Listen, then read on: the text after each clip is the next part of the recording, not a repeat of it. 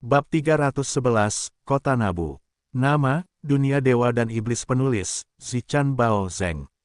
Plus mematikan mengatur ulang. Buku 2, Selatan. Menghadapi kenyataan, kecepatan Chen Yao tidak akan pernah bisa menandingi S2.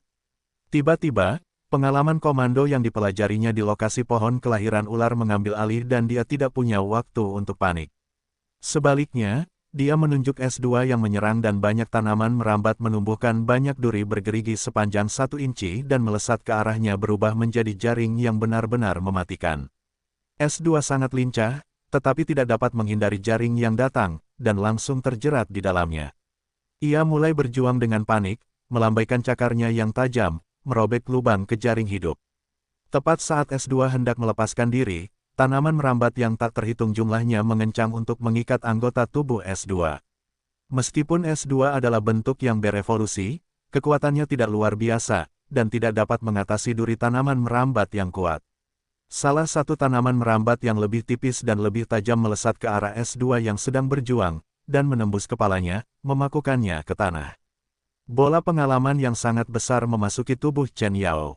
Karena S2 itu adalah zombie evolusi level 30, membunuhnya merupakan pengalaman yang sangat banyak baginya. Dia langsung naik 3 level setelah diserap, mencapai level 19. Semakin banyak yang dia bunuh, semakin bersemangat dia, dan Yue Zong hanya mengikutinya dari belakang saat mereka akhirnya tiba di lereng. Fan Tongxuan membawa para penyintas dari kemarin saat mereka merendahkan diri dan datang ke Yue Zong dengan hormat. "Tuan yang terhormat, apa kabar? Saya Fan Tongxuan, saya senang bertemu dengan Anda. Bagaimana kami harus menyapa Anda?" Ruan Chunhua berdiri di samping Fan Tongxuan bertindak sebagai penerjemahnya, menggunakan terjemahan bahasa Mandarin yang lugas untuk menyampaikan pesannya. Keenam pria Vietnam lainnya semuanya tertarik pada Chen Yao yang cantik. Dia cantik alami, dan memiliki aura yang anggun. Selain pakaian militer yang dikenakannya, yang memberinya kesan heroik, itu menambah pesonanya. Selain itu, Chen Yao tidak pernah mengalami kesulitan apapun, dan kulitnya penuh dengan kemegahan. Dia tidak seperti kebanyakan penyintas lainnya yang menjadi kurus kering atau kulitnya menjadi berwarna kekuningan yang tidak sehat. Oleh karena itu, Chen Yao sangat menarik bagi mereka. Orang-orang Vietnam ini kemudian menarik kembali tatapan mereka dengan enggan untuk melihat Yue Zong lagi. Dia memiliki Dark Tooth Blade di pinggangnya, dan punggungnya memiliki baret sniper dan senapan 03, yang juga menarik perhatian para pria. Di dunia pasca apokaliptik ini, kekuatan adalah segalanya. Kekuatan baret sniper yang menakutkan jauh melampaui senapan semi-otomatis Type 56 lama milik Fan Tongxuan. Yue Zong melihat ke arah Fan Tongxuan dan berkata langsung, "Saya Yue Zong. Ini teman saya Chen Yao, ini White Bones." Yue Zong mengeluarkan sekaleng kornet dari tasnya, dan bertanya langsung kepada Fan Tongxuan, "Tempat apa ini?" "Siapapun yang dapat menjawab pertanyaan saya, sekaleng kornet ini akan menjadi miliknya." Begitu dia mengeluarkan kornet, semua tatapan mata tertuju padanya seolah terhipnotis. Bagaimanapun juga, itu adalah sekaleng kornet, dan orang-orang ini sudah tidak makan daging entah sudah berapa lama. Ruan Chunhua menatap kaleng daging itu dan matanya berkilat penuh keserakahan, saat dia segera menjawab dengan sangat rincin. "Ini kota Nabu, kita sekitar 80 li *2, jauhnya dari kota Langsan. Jika kamu ingin kembali ke Tiongkok, kamu dapat mengikuti jalan utama ke arah timur laut. Jika kamu melakukannya, kamu akhirnya akan sampai di kota persahabatan di tanah Tiongkok. Bisakah kamu memberiku sekaleng daging itu?" Sekarang, Yue Zong tertawa dan melemparkan daging itu ke Ruan Chunhua. "Bagus. Ini milikmu." Kaleng daging itu tidak berarti apa-apa bagi Yue Zong. Namun, bagi para penyintas Vietnam ini, itu adalah komoditas yang berharga. Para lelaki itu menatap daging sapi di tangan Ruan Chunhua, ekspresi mereka penuh dengan rasa iri dan cemburu. Mereka tiba-tiba membenci diri mereka sendiri karena tidak belajar bahasa Mandarin, dan hanya bisa melihat daging sapi itu diambil oleh Ruan Chunhua. Setelah memberikan kaleng daging sapi itu kepada Ruan Chunhua, Yue Zong berbalik dan hendak pergi. Selain lokasi saat ini, tidak ada lagi yang bisa ditawarkan orang Vietnam itu yang akan mengguncang hatinya. Wajah Fan Tongxuan berubah muram, dan matanya berkilat penuh harap, saat dia berteriak, "Tunggu sebentar. Yue Zong yang terhormat, aku punya informasi penting untukmu." Ruan Chunhua, Cepat beritahu dia. Sangat jarang bisa berbicara dengan baik dengan Enhancer sekuat Yue Zong yang tidak menyimpan niat jahat, dan Fan Tongxuan ingin terus berurusan dengannya, untuk mendapatkan beberapa keuntungan. Ruan Chunhua bergegas ke sisi Yue Zong, dan buru-buru menerjemahkan niat Fan Tongxuan. Jika dia membuat Fan Tongxuan menjadi marah padanya karena tidak bertindak, hari-hari berikutnya pasti akan lebih sulit. Yue Zong menghentikan langkahnya dan menoleh untuk bertanya kepada Fan Tongxuan, informasi apa? Karena Yue Zong tidak mengenal tempat itu, dan hampir tidak memiliki pengetahuan apapun.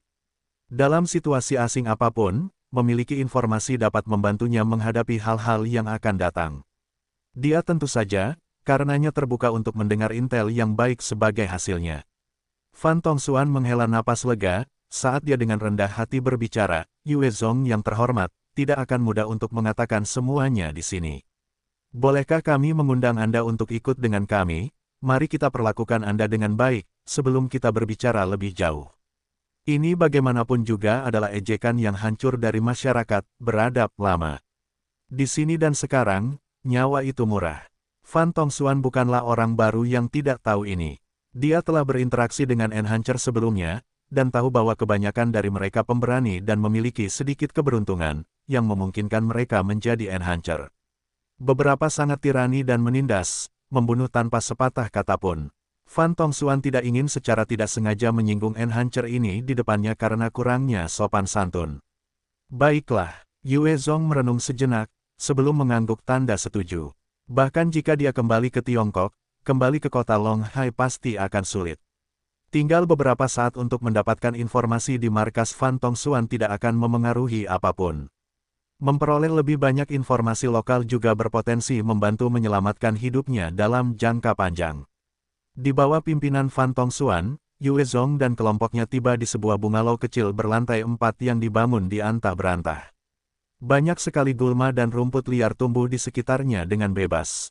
Di ladang, meskipun ada banyak rerumputan liar yang tumbuh, rumput-rumput itu tidak dapat dimakan. Jika manusia memakannya, mereka akan menderita diare yang menyakitkan, cukup untuk membuat Anda menjerit. Beberapa rumput bahkan lebih buruk dan dapat menyebabkan keracunan yang mematikan. Oleh karena itu, Fan Tongxuan dan kelompoknya hanya dapat mencoba menemukan beberapa rumput yang aman untuk dimakan di dalam rerumputan itu. Itu seperti mencari jarum dalam tumpukan jerami. Rombongan Yue Zong tiba dan pergi ke ruang makan di bungalow tersebut. Semua laki-laki telah duduk di meja makan, dan karena Yue Zong, Chen Yao pun ikut duduk bersama mereka. Tidak lama kemudian, beberapa anak laki-laki dan perempuan kurus keluar, dan duduk berdesakan di sekitar meja yang lebih kecil. Para wanita di bungalow tersebut mulai menyajikan dan membagikan makanan kepada semua orang.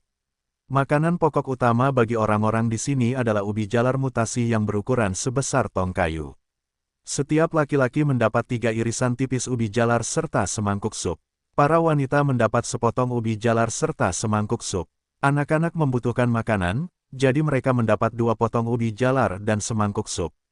Para wanita dan anak-anak ini menikmati makanan mereka dengan tenang, tidak ada yang tampak diperlakukan dengan buruk. Melihat hal ini, Yue Zong mengangguk pada dirinya sendiri dengan tenang. Mungkin seluruh dunia tidak hancur. Dia dapat melihat bahwa para penyintas ini masih memiliki kesopanan dasar, dan hidup sebaik yang mereka bisa. Di dunia pasca apokaliptik ini, wanita dan anak-anak yang lebih lemah biasanya lebih buruk. Jika mereka bertemu dengan pemimpin yang kejam, mereka akan dibunuh atau dimakan. Chen Yao melihat makanan itu, dan kehilangan nafsu makannya, sebaliknya dia merasa ingin muntah. Sup itu terbuat dari sayuran liar, akar-akaran, irisan ubi jalar, nasi putih, semut, belalang dan cacing tanah, ditaburi sedikit garam. Melihat serangga mati mengambang di atas sup, Chen Yao langsung merasa mual. Sebenarnya, serangga dan serangga ini adalah sumber nutrisi yang berharga, para wanita hanya memiliki sup bening. Hanya para pria yang memiliki kelezatan seperti itu di dalam diri mereka. Fan Tongxuan melihat porsinya, dan matanya berbinar kegirangan, saat dia langsung menyeruputnya, sambil mengunyah belalang dan berkata, sup hari ini sungguh beraroma. Yue Zong melihat ini dan dia tidak bisa menahan diri untuk tidak mengangkat alisnya, sebelum memberikan sup dan irisan ubi jalarnya kepada seorang wanita hamil sambil berkata dengan lembut, ini untukmu. Karena hiburan hampir tidak ada, satu-satunya bentuk aktivitas untuk orang dewasa adalah yang paling kuno dari yang utama, seks. Di antara wanita-wanita Vietnam ini, ada 3 yang sudah hamil. Dibandingkan dengan wanita lainnya, wanita hamil ini hanya memiliki 2 kali lipat jumlah ubi jalar, dan sup mereka memiliki lebih banyak semut atau belalang. Terima kasih. Wanita hamil itu segera mengucapkan terima kasih kepada Yue Zong. Meskipun makanan kecil ini tidak banyak bagi Yue Zong, bagi para wanita ini, itu adalah sumber nutrisi yang sulit didapat.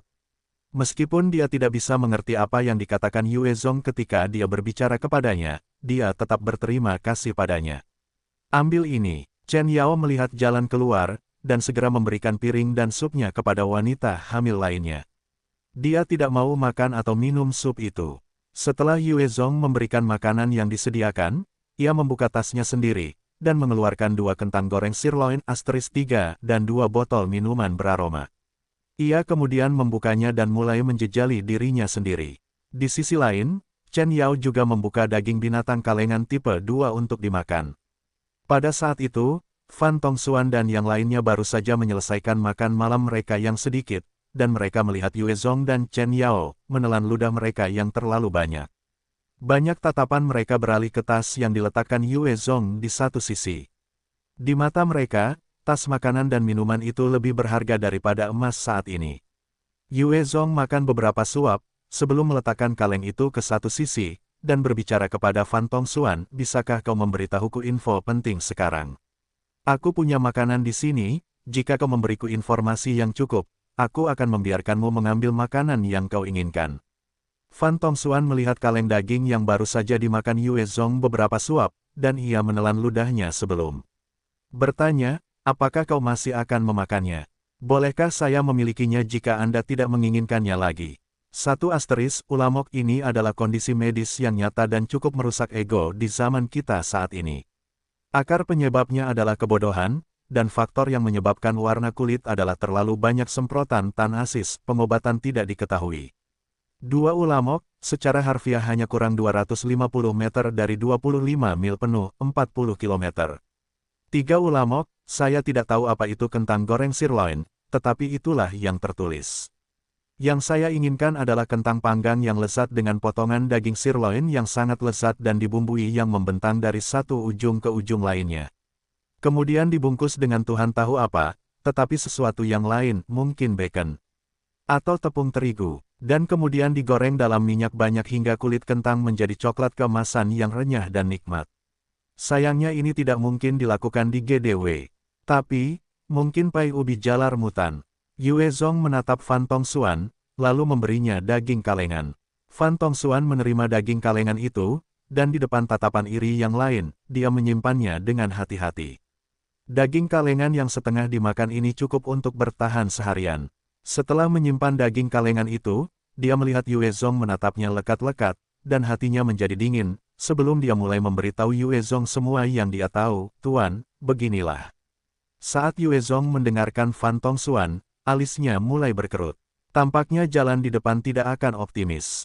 Kota Nabu adalah bagian dari kota Lang San, dan dianggap sebagai bagian dari lingkup pengaruh Vietnam Utara. Perbedaannya dengan Vietnam Selatan adalah, banyak orang Vietnam di sini memandang Tiongkok dengan permusuhan. Setelah Perang Tiongkok-Vietnam lebih dari 30 tahun yang lalu, bagian-bagian Vietnam ini membenci Tiongkok. Setelah kiamat terjadi, seorang jenius bernama Uyan Hong bangkit di wilayah ini, dan ia berhasil menaklukkan tentara Vietnam dengan kekuatannya sendiri dan membentuk kekuatan besar lebih dari 30.000 orang sebagai faksi pemerintahan utama, memiliki kekuatan yang kuat dengan daya tembak. Vietnam memiliki banyak hutan, dan ada binatang mutasi di mana-mana. Uyan Hong telah mencoba merebut kembali kota Lang Song berkali-kali tetapi gagal karena binatang mutasi dan zombie.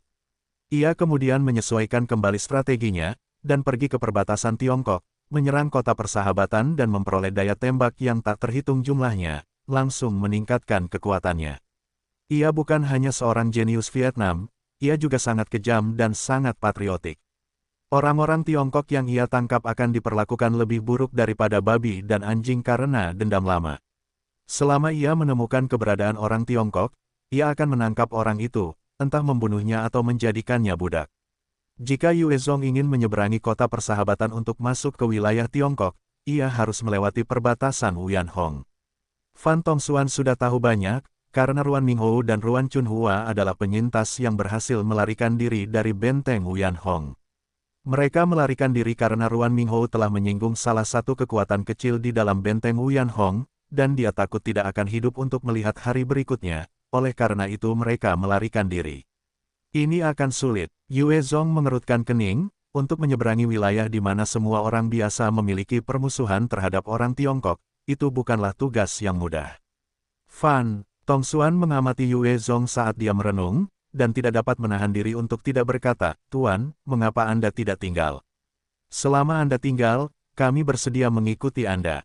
Yue Zong mendengar terjemahan Ruan Chunhua dan terkejut, "Saya, orang Tiongkok." Fan Tongxuan mempertahankan ekspresi seriusnya saat berkata, "Aku tahu. Tapi selama kau bisa menuntun kami untuk hidup lebih baik, bahkan jika kau adalah setan, kami bersedia." Fan Tongxuan dapat mengatakan bahwa Yue Zong bukanlah seorang maniak yang membunuh tanpa alasan, oleh karena itu ia memiliki ide untuk mengikuti Yue Zong.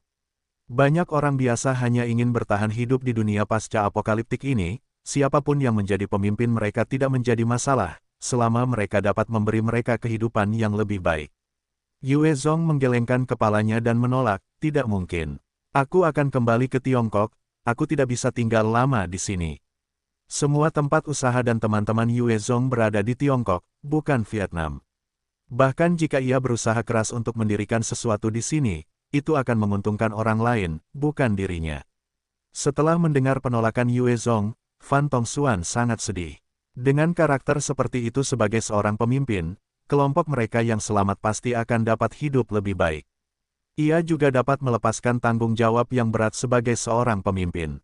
Di dunia ini, menjadi pemimpin yang bermoral dan memiliki hati nurani adalah hal yang sangat sulit. Menemukan cukup makanan untuk para penyintas adalah masalah tersendiri.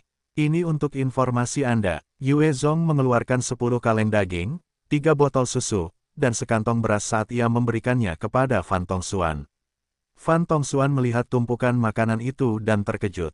Anda bahkan bisa mengatakan dia sangat gembira. Dengan jumlah makanan ini, selama mereka makan dengan hemat, mereka tidak perlu khawatir tentang makanan selama setengah bulan lagi.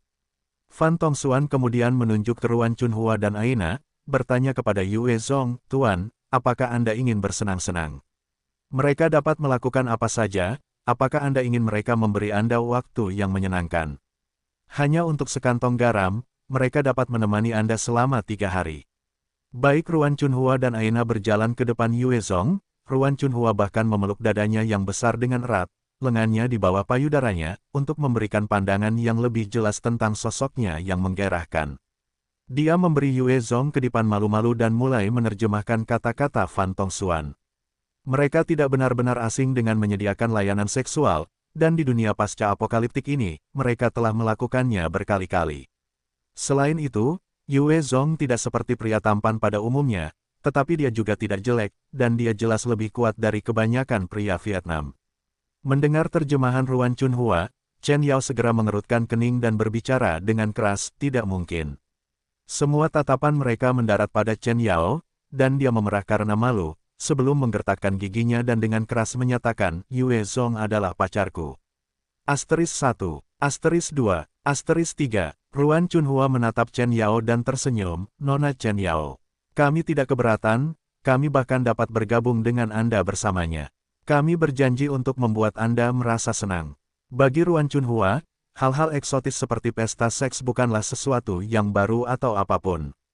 Chen Yao meraih lengan Yue Zong dan memohon padanya, pipinya memerah karena malu. "Yue Zong, tolak mereka dengan cepat. Selama kamu menolak mereka, aku akan menciummu." Ekspresi memohon Chen Yao sangat imut dan Yue Zong terpesona, saat dia mengeluarkan sekantong garam dan melemparkannya ke Fan Tongxuan dan berkata, "Baiklah, ini untukmu."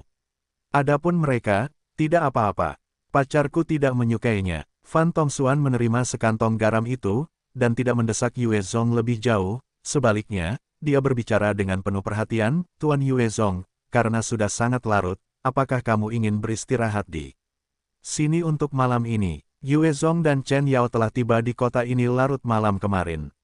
Chen Yao telah beristirahat sepanjang hari, dan hari sudah hampir malam.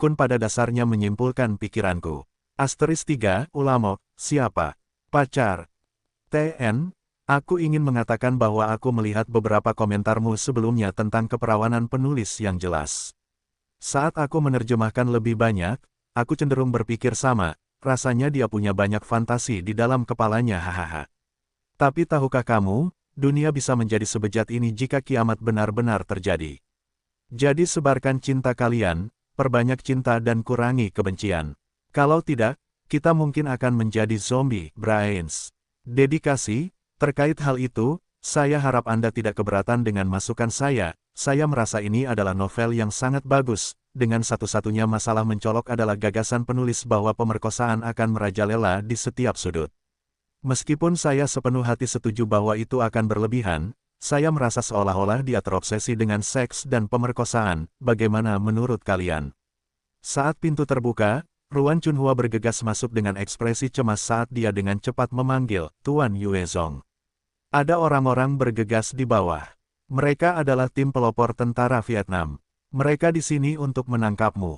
Cepat dan lari. Yuezong melihat ke belakang Ruan Chunhua saat dia berbicara dengan lembut, tidak, sudah terlambat, mereka ada di sini. Ruan Chunhua berbalik, dan ekspresinya berubah menjadi ketakutan saat dia melihat Wu Tongwen memimpin 8 prajurit dari tim pelopor. Wu Tongwen memiliki tampilan dingin seperti ular berbisa saat dia menatap Yue Zong dan Chen Yao. Saat pemimpin barisan depan melihat Chen Yao, matanya bersinar dengan kilatan mesum yang tak tersamarkan, saat dia menjilati bibirnya dan tertawa dingin. Gadis Cina yang cantik, aku ingin melatihnya untuk menjadi jalangku. Hahaha, para prajurit lainnya juga memiliki ekspresi keinginan di wajah mereka saat mereka memanggil, Kapten. Sebelum kau melatihnya menjadi jalang yang patuh, mari kita bersenang-senang dengannya juga. Ya Kapten, mari kita semua bermain dengannya. Kapten, mari kita bermain dengannya juga. Petik 2. Ketujuh prajurit lainnya mulai bersorak dan memanggil. Mereka belum pernah bertemu dengan wanita cantik seperti Chen Yao sebelumnya. Chen Yao menatap ke-8 pria itu dengan nafsu yang tak tersamarkan saat dia mengerutkan kening dan bertanya pada Ruan Chunhua, apa yang mereka bicarakan. Ruan Chunhua bersembunyi di belakang Yue Zong, saat dia menerjemahkan kata-kata tim pelopor dengan takut. Mendengarnya, ekspresi Chen Yao menjadi pucat, dan matanya bersinar dengan amarah. Wu Tongwen menunjuk ke Ruan Chunhua dan dia bertanya kepada pemimpin, Tuan. Bisakah aku menjaganya? Pemimpin itu menjawab dengan malas, tentu saja aku bisa membiarkanmu bermain dengannya beberapa kali. Namun, kecuali kau bisa mendapatkan beberapa jasa, kau seharusnya tidak berpikir untuk memilikinya. Terima kasih. Wu Tongwen membungkuk dan berterima kasih kepada petugas atas kebaikannya, tetapi saat dia berdiri tegak, suara tembakan terdengar dan otaknya tertusuk terus-menerus. Peluru itu melesat keluar dari dinding dan menjauh saat bercak-bercak tulang putih dan daging otak merah berceceran di dinding. Mayatnya yang tak bernyawa perlahan-lahan jatuh ke lantai dengan ekspresi terkejut yang selamanya membeku di wajahnya. Sebelum yang lain bereaksi, Yue Zong memegang pistol Stinger. Dia dengan dingin memerintahkan White Bones, selain pemimpin, bunuh yang lainnya. White Bones menyerbu ke tengah-tengah 8 prajurit, dan mengangkat tangannya saat 5 paku yang sangat tajam melesat keluar. Setiap paku diarahkan dengan ahli dan menembus kepala 5 orang. Paku-paku itu menghantam begitu keras sehingga mereka akhirnya membelah tengkorak mereka hingga terbuka, dan membuat otak mereka tembus pandang. Yue Zong mengangkat senapan 03 miliknya, melepaskan 2 tembakan dengan akurasi yang ditingkatkan, dan peluru mendarat di kepala 2 orang yang tersisa, menyebabkan bagian tengkorak mereka meledak dengan hebat. Dalam sekejap, 7 orang tewas di tangan Yue Zong, bahkan sebelum petugas itu sempat bereaksi. Dia masih berusaha mencabut pistol di pinggangnya untuk melakukan serangan balik. Tepat saat dia bergerak, Yue Zong telah mengaktifkan skill Art of Fear miliknya, menggunakan Spirit Wave yang tebal dan menakutkan untuk menyerang pikiran petugas itu, membuatnya pingsan. Luar biasa, dia terlalu menakjubkan. Ruan Chunhua menyaksikan Yue Zong dan White Bones membantai tim pelopor dengan mudah. Mereka bahkan berhasil melumpuhkan seseorang tanpa menyentuhnya, dan dia begitu gembira hingga seluruh tubuhnya merasakan sensasi, dan dia bahkan menjadi sedikit basah. Pria di depannya ini tidak diragukan lagi adalah Enhancer yang sangat kuat, dan dia sangat senang telah membuat taruhan yang tepat dengannya. Ruan Chunhua adalah wanita yang cerdas. Karena dia dan saudara laki-lakinya berselisih dengan tentara Vietnam, jika mereka dibawa kembali, mereka pasti tidak akan menerima akhir yang baik. Oleh karena itu dia memilih untuk mengandalkan pria ini yang telah berhasil membunuh segerombolan zombie tanpa berkedip. Setelah sekali lagi melihat mayat-mayat di lantai, dia tahu dia telah memenangkan taruhannya. Ikat dia, Yue Zong melirik Ruan Chunhua, dan melemparkan gulungan tali besar dari tasnya padanya. Ya, Tuan, Ruan Chunhua menjawab dengan sangat hormat. Dia sekarang dipenuhi dengan kekaguman dan pemujaan terhadap Yue Zong. Pertunjukan kekuatannya layak untuk pengabdiannya yang paling dalam sekarang. Asteris 1. Ruan Chunhua dengan cepat mengikat petugas itu dengan erat. Ayo pergi. Yue Zong meninggalkan White Bones untuk melindungi Ruan Chunhua, sementara dia dengan cepat turun ke bawah bersama Chen Yao. Saat ini, tidak ada seorang pun yang berjaga di bawah. Semua tentara Vietnam berada di atas wanita-wanita setempat, masing-masing saling mendorong dengan kuat. Tembakan sebelumnya di atas memberi mereka kesan bahwa penyusup Cina itu pasti sudah ditangani. Mereka telah bertanya dengan hati-hati, dan memastikan bahwa hanya ada seorang pria Cina di sana. Bagaimanapun, mereka memiliki 8 anggota yang naik, dan tidak seorang pun berpikir bahwa mungkin bagi seorang pria Cina untuk mengalahkan 8 pria bersenjata lengkap. Asteris 2. Yue Zong segera meluncur ke tengah-tengah tubuh yang terhubung, tangannya dengan kuat menggenggam pedang sihir hitamnya saat pedang itu berkelebat. Suara helaan napas dan gerutuan itu langsung mereda saat beberapa prajurit Vietnam dipenggal. Tubuh mereka ambruk dan leher mereka menyemprotkan darah segar dan panas ke wanita-wanita yang terkejut di bawah mereka. Ah! Salah satu wanita melihat kepala yang jatuh, dan menjerit panik. Jeritan melengking itu membuat para pria lainnya yang masih memperkosa wanita-wanita lain waspada, tatapan mereka tertuju ke arah Yue Zong. Yue Zong menatap ke-6 prajurit itu dan dengan dingin memerintahkan, Chen Yao. Tangkap ke-6 pria itu hidup-hidup. Kemampuan Yue Zong difokuskan pada serangan, oleh karena itu kekuatannya sangat menindas. Baginya, membunuh lebih mudah daripada menangkap. Di sisi lain, kemampuan Chen Yao jauh lebih cocok untuk menangkap. Menerima perintahnya, Chen Yao mengaktifkan kemampuan manipulasi tanaman miliknya, dan benih di tangannya dengan cepat tumbuh menjadi 6 tanaman merambat panjang. Dia melemparkannya meliuk-liuk ke arah 6 tentara Vietnam dengan kecepatan hampir kilat, mengikat mereka dengan efisien. Yue Zong terus maju ke depan, menambah kecepatan. Dia menembaki berbagai kelompok yang berbeda tentang berbagai cerita, memenggal kepala setiap tentara yang ditemuinya. Di belakangnya, pancuran darah muncul saat banyak kepala jatuh ke lantai, dan hujan merah turun, mewarnai seluruh tempat menjadi merah darah.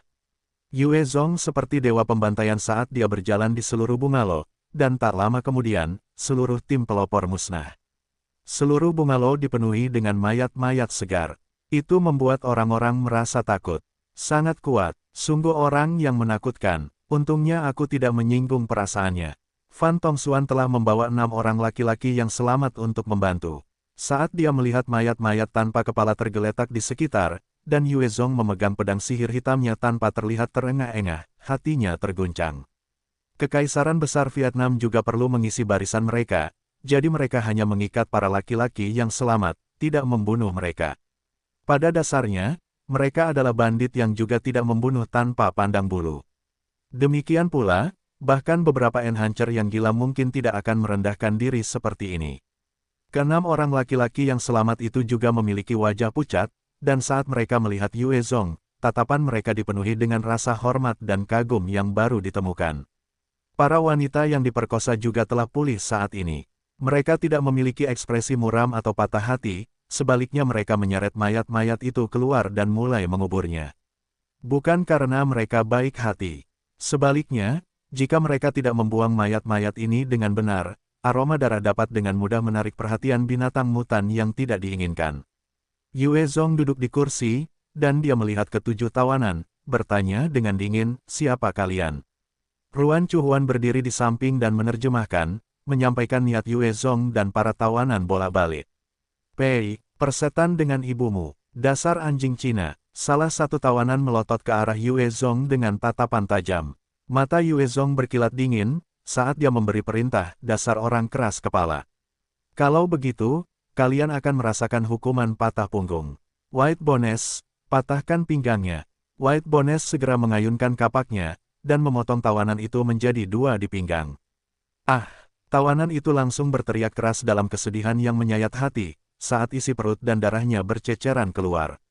Awalnya dia tidak mati, sebaliknya dia terus berjuang dalam kesakitan yang menyiksa, menahan isi perutnya, sampai dia meninggal dengan menyedihkan di depan semua orang yang hadir. Memotong seseorang menjadi dua jelas merupakan salah satu bentuk hukuman paling kejam dalam masyarakat manusia, dan dapat membuat orang yang menerima hukuman merasakan rasa sakit yang maksimal.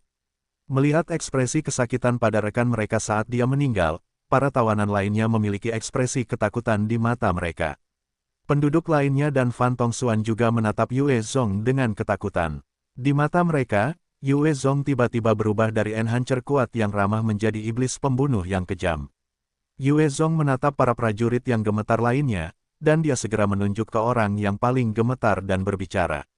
"Siapa kalian? Kalian, bicaralah." Saat prajurit itu melihat Yue Zong menunjuk ke arahnya, wajahnya menjadi pucat dan dia dengan cepat berkata, "Aku akan bicara. Aku akan bicara." Tepat di samping si lemah lembut itu, seorang prajurit Vietnam lainnya segera menegurnya dengan keras, "Wu Tantong.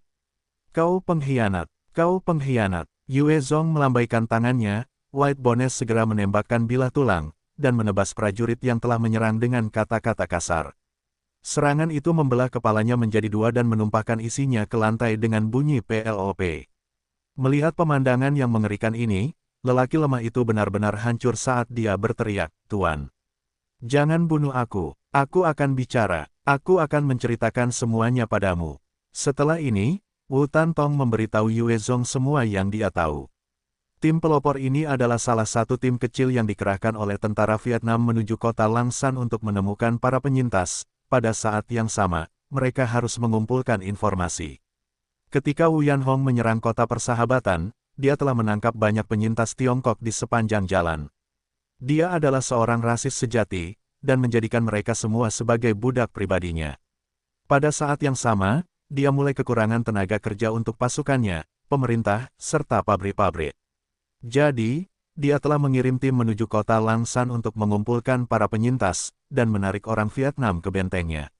Dari Wu Tantong, Yue Zong memperoleh informasi penting tentang pasukan Wu Yanhong. Kekaisaran Besar Tentara Vietnam milik Wu Yanhong memiliki total 14 batalion, berjumlah 7.000 prajurit. Pada saat yang sama, jumlah orang yang selamat saat ini di bawah panjinya telah mencapai 50.000, bukannya 30.000 seperti yang dikatakan Fan Tongxuan. Selama periode pelarian Ruan Minghou dan Ruan Chunhua, Wu Yanhong telah meluncurkan banyak kampanye yang berhasil di berbagai tempat penampungan orang yang selamat, menyerapnya ke dalam kekuatannya sendiri, memperluas dan mendapatkan lebih banyak tenaga kerja.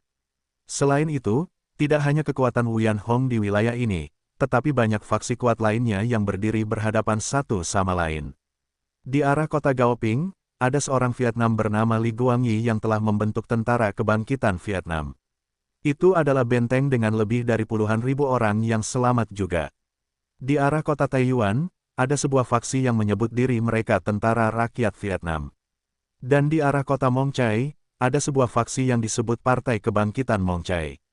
Semua ini adalah benteng pertahanan dengan lebih dari 10.000 orang yang selamat di dalamnya. Selain faksi-faksi besar ini, ada banyak kekuatan kecil lainnya yang jumlahnya seperti tetesan air hujan yang tersebar di seluruh Vietnam sekarang, dan konflik kekuasaan itu sangat rumit. Itu hampir sama bermasalahnya dengan Tiongkok sekarang. Wu Yanhong tahu tentang keberadaan faksi-faksi ini karena radio.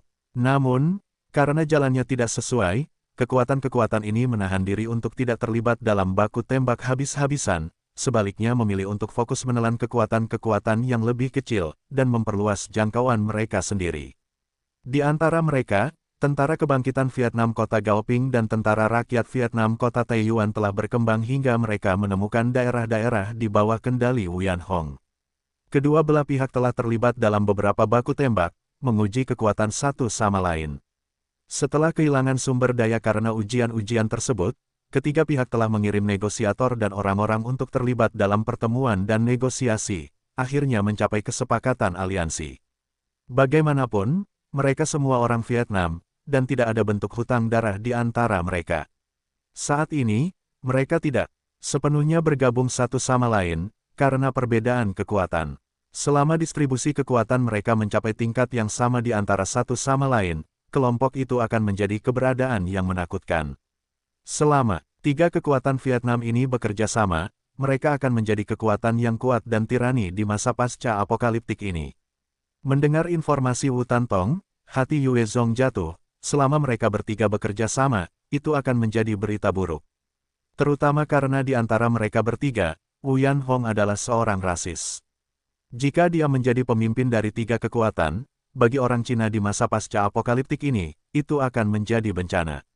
Selama seorang rasis menjadi pemimpin kekuatan besar, bagi mereka yang tunduk pada pandangannya, itu akan menjadi mimpi buruk. Peristiwa Perang Dunia II karena pandangan dan tindakan Hitler telah membuktikannya sebagai kasus seperti itu. Yue Zong mengerutkan kening, saat dia merenung sejenak, sebelum dia melihat Wu Tantong. Dia melemparkan pisau tang di depannya, menunjuk ke Kapten Regu, dan memerintahkan, pergi penggal kepalanya. Selama kamu bawahanku, kamu tidak akan mati. Jika dia tidak mati, kamu harus melakukannya. Karena Wu Tantong sudah menyerah sekali, situasinya tidak dapat diselamatkan. Dia mengambil pedang replika tang, dan matanya bersinar dengan keganasan, sebelum dia berteriak dengan marah dan memenggal kepala kapten. Dia mengambil kepala berdarah dan dia berlutut di depan Yue Zong, bawahanmu bersedia bertarung untukmu. Yue Zong menganggukkan kepalanya, tatapannya beralih ke Fan Tongxuan. Fan Tongxuan, jika kau ingin bergantung padaku, bunuh orang ini. Selama kau membunuhnya, kau akan menerima perlindunganku.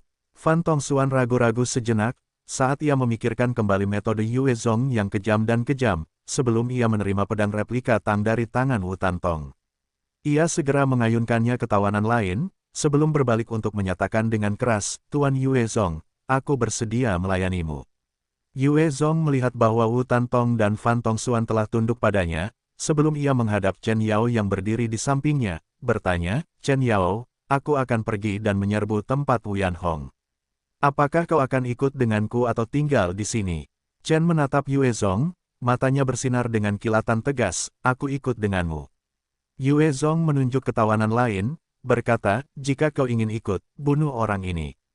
Chen Yao selama ini berada di bawah perlindungan Ji Qingwu, dan belum pernah merasakan penderitaan apapun.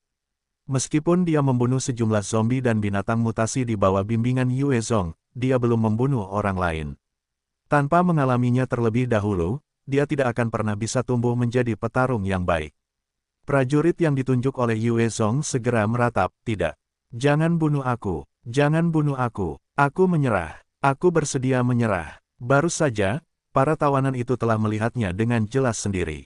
Siapapun yang ditunjuk akan segera menjadi mayat, ini membuat mereka dipenuhi rasa takut. Wajah Chen Yao menjadi pucat, saat dia melihat tawanan itu, dan sedikit keengganan terlihat di matanya. Dia ragu-ragu sejenak, tetapi pada akhirnya, dia masih mengaktifkan kemampuan manipulasi tanamannya, dan tanaman merambat itu melesat keluar untuk menembus otaknya, memakukannya ke tanah. Dia mati. Chen Yao melihat keadaan menyedihkan tawanan itu, dan dia langsung merasa mual, lalu dia berbalik untuk muntah, wajahnya pucat pasi. Meskipun dia telah melihat banyak kematian, itu adalah pertama kalinya dia benar-benar membunuh seseorang dengan tangannya sendiri. Para tawanan yang tersisa kemudian dibunuh oleh para penyintas lainnya di bawah Fan Tongxuan sebagai bentuk jaminan kepatuhan mereka. Yue Zong mengeluarkan perlengkapan yang dikenakan oleh tim pelopor dan membagikannya kepada beberapa penyintas, ini adalah senjata kalian. Bahkan Ruan Chunhua mendapat pistol dan senapan. Fan Tongxuan dan mereka yang mendapat senjata sangat gembira, saat mereka bermain-main dengan senjata di tangan mereka. Di dunia pasca apokaliptik ini, senjata melambangkan kekuatan, ada banyak orang yang bermimpi memiliki senjata. Adapun mereka yang tidak mendapatkan senjata, mereka memandang dengan iri pada Fan Tongxuan dan yang lainnya, mata mereka dipenuhi dengan kecemburuan. Oh betapa mereka menyesal tidak membunuh para tawanan untuk membuktikan nilai mereka lebih awal.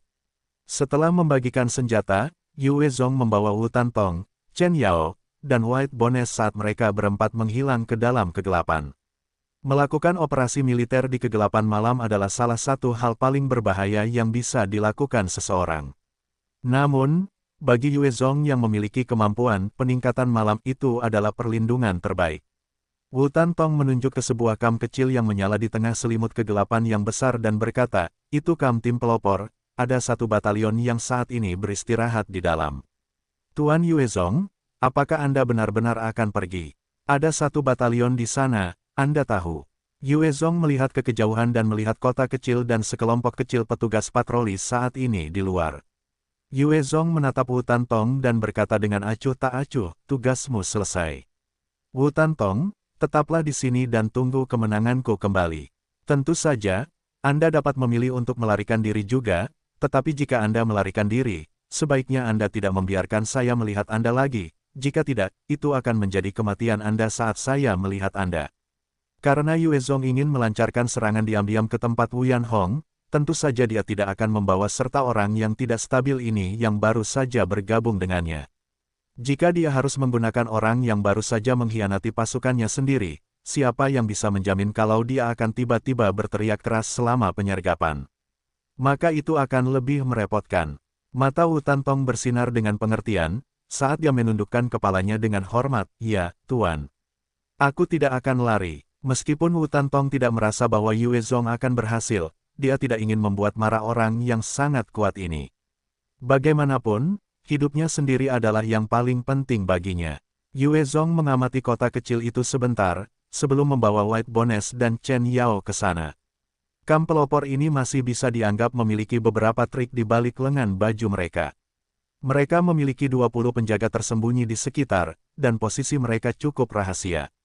Selain itu di tengah kegelapan sehingga hanya sedikit enhancer yang dapat mendeteksinya.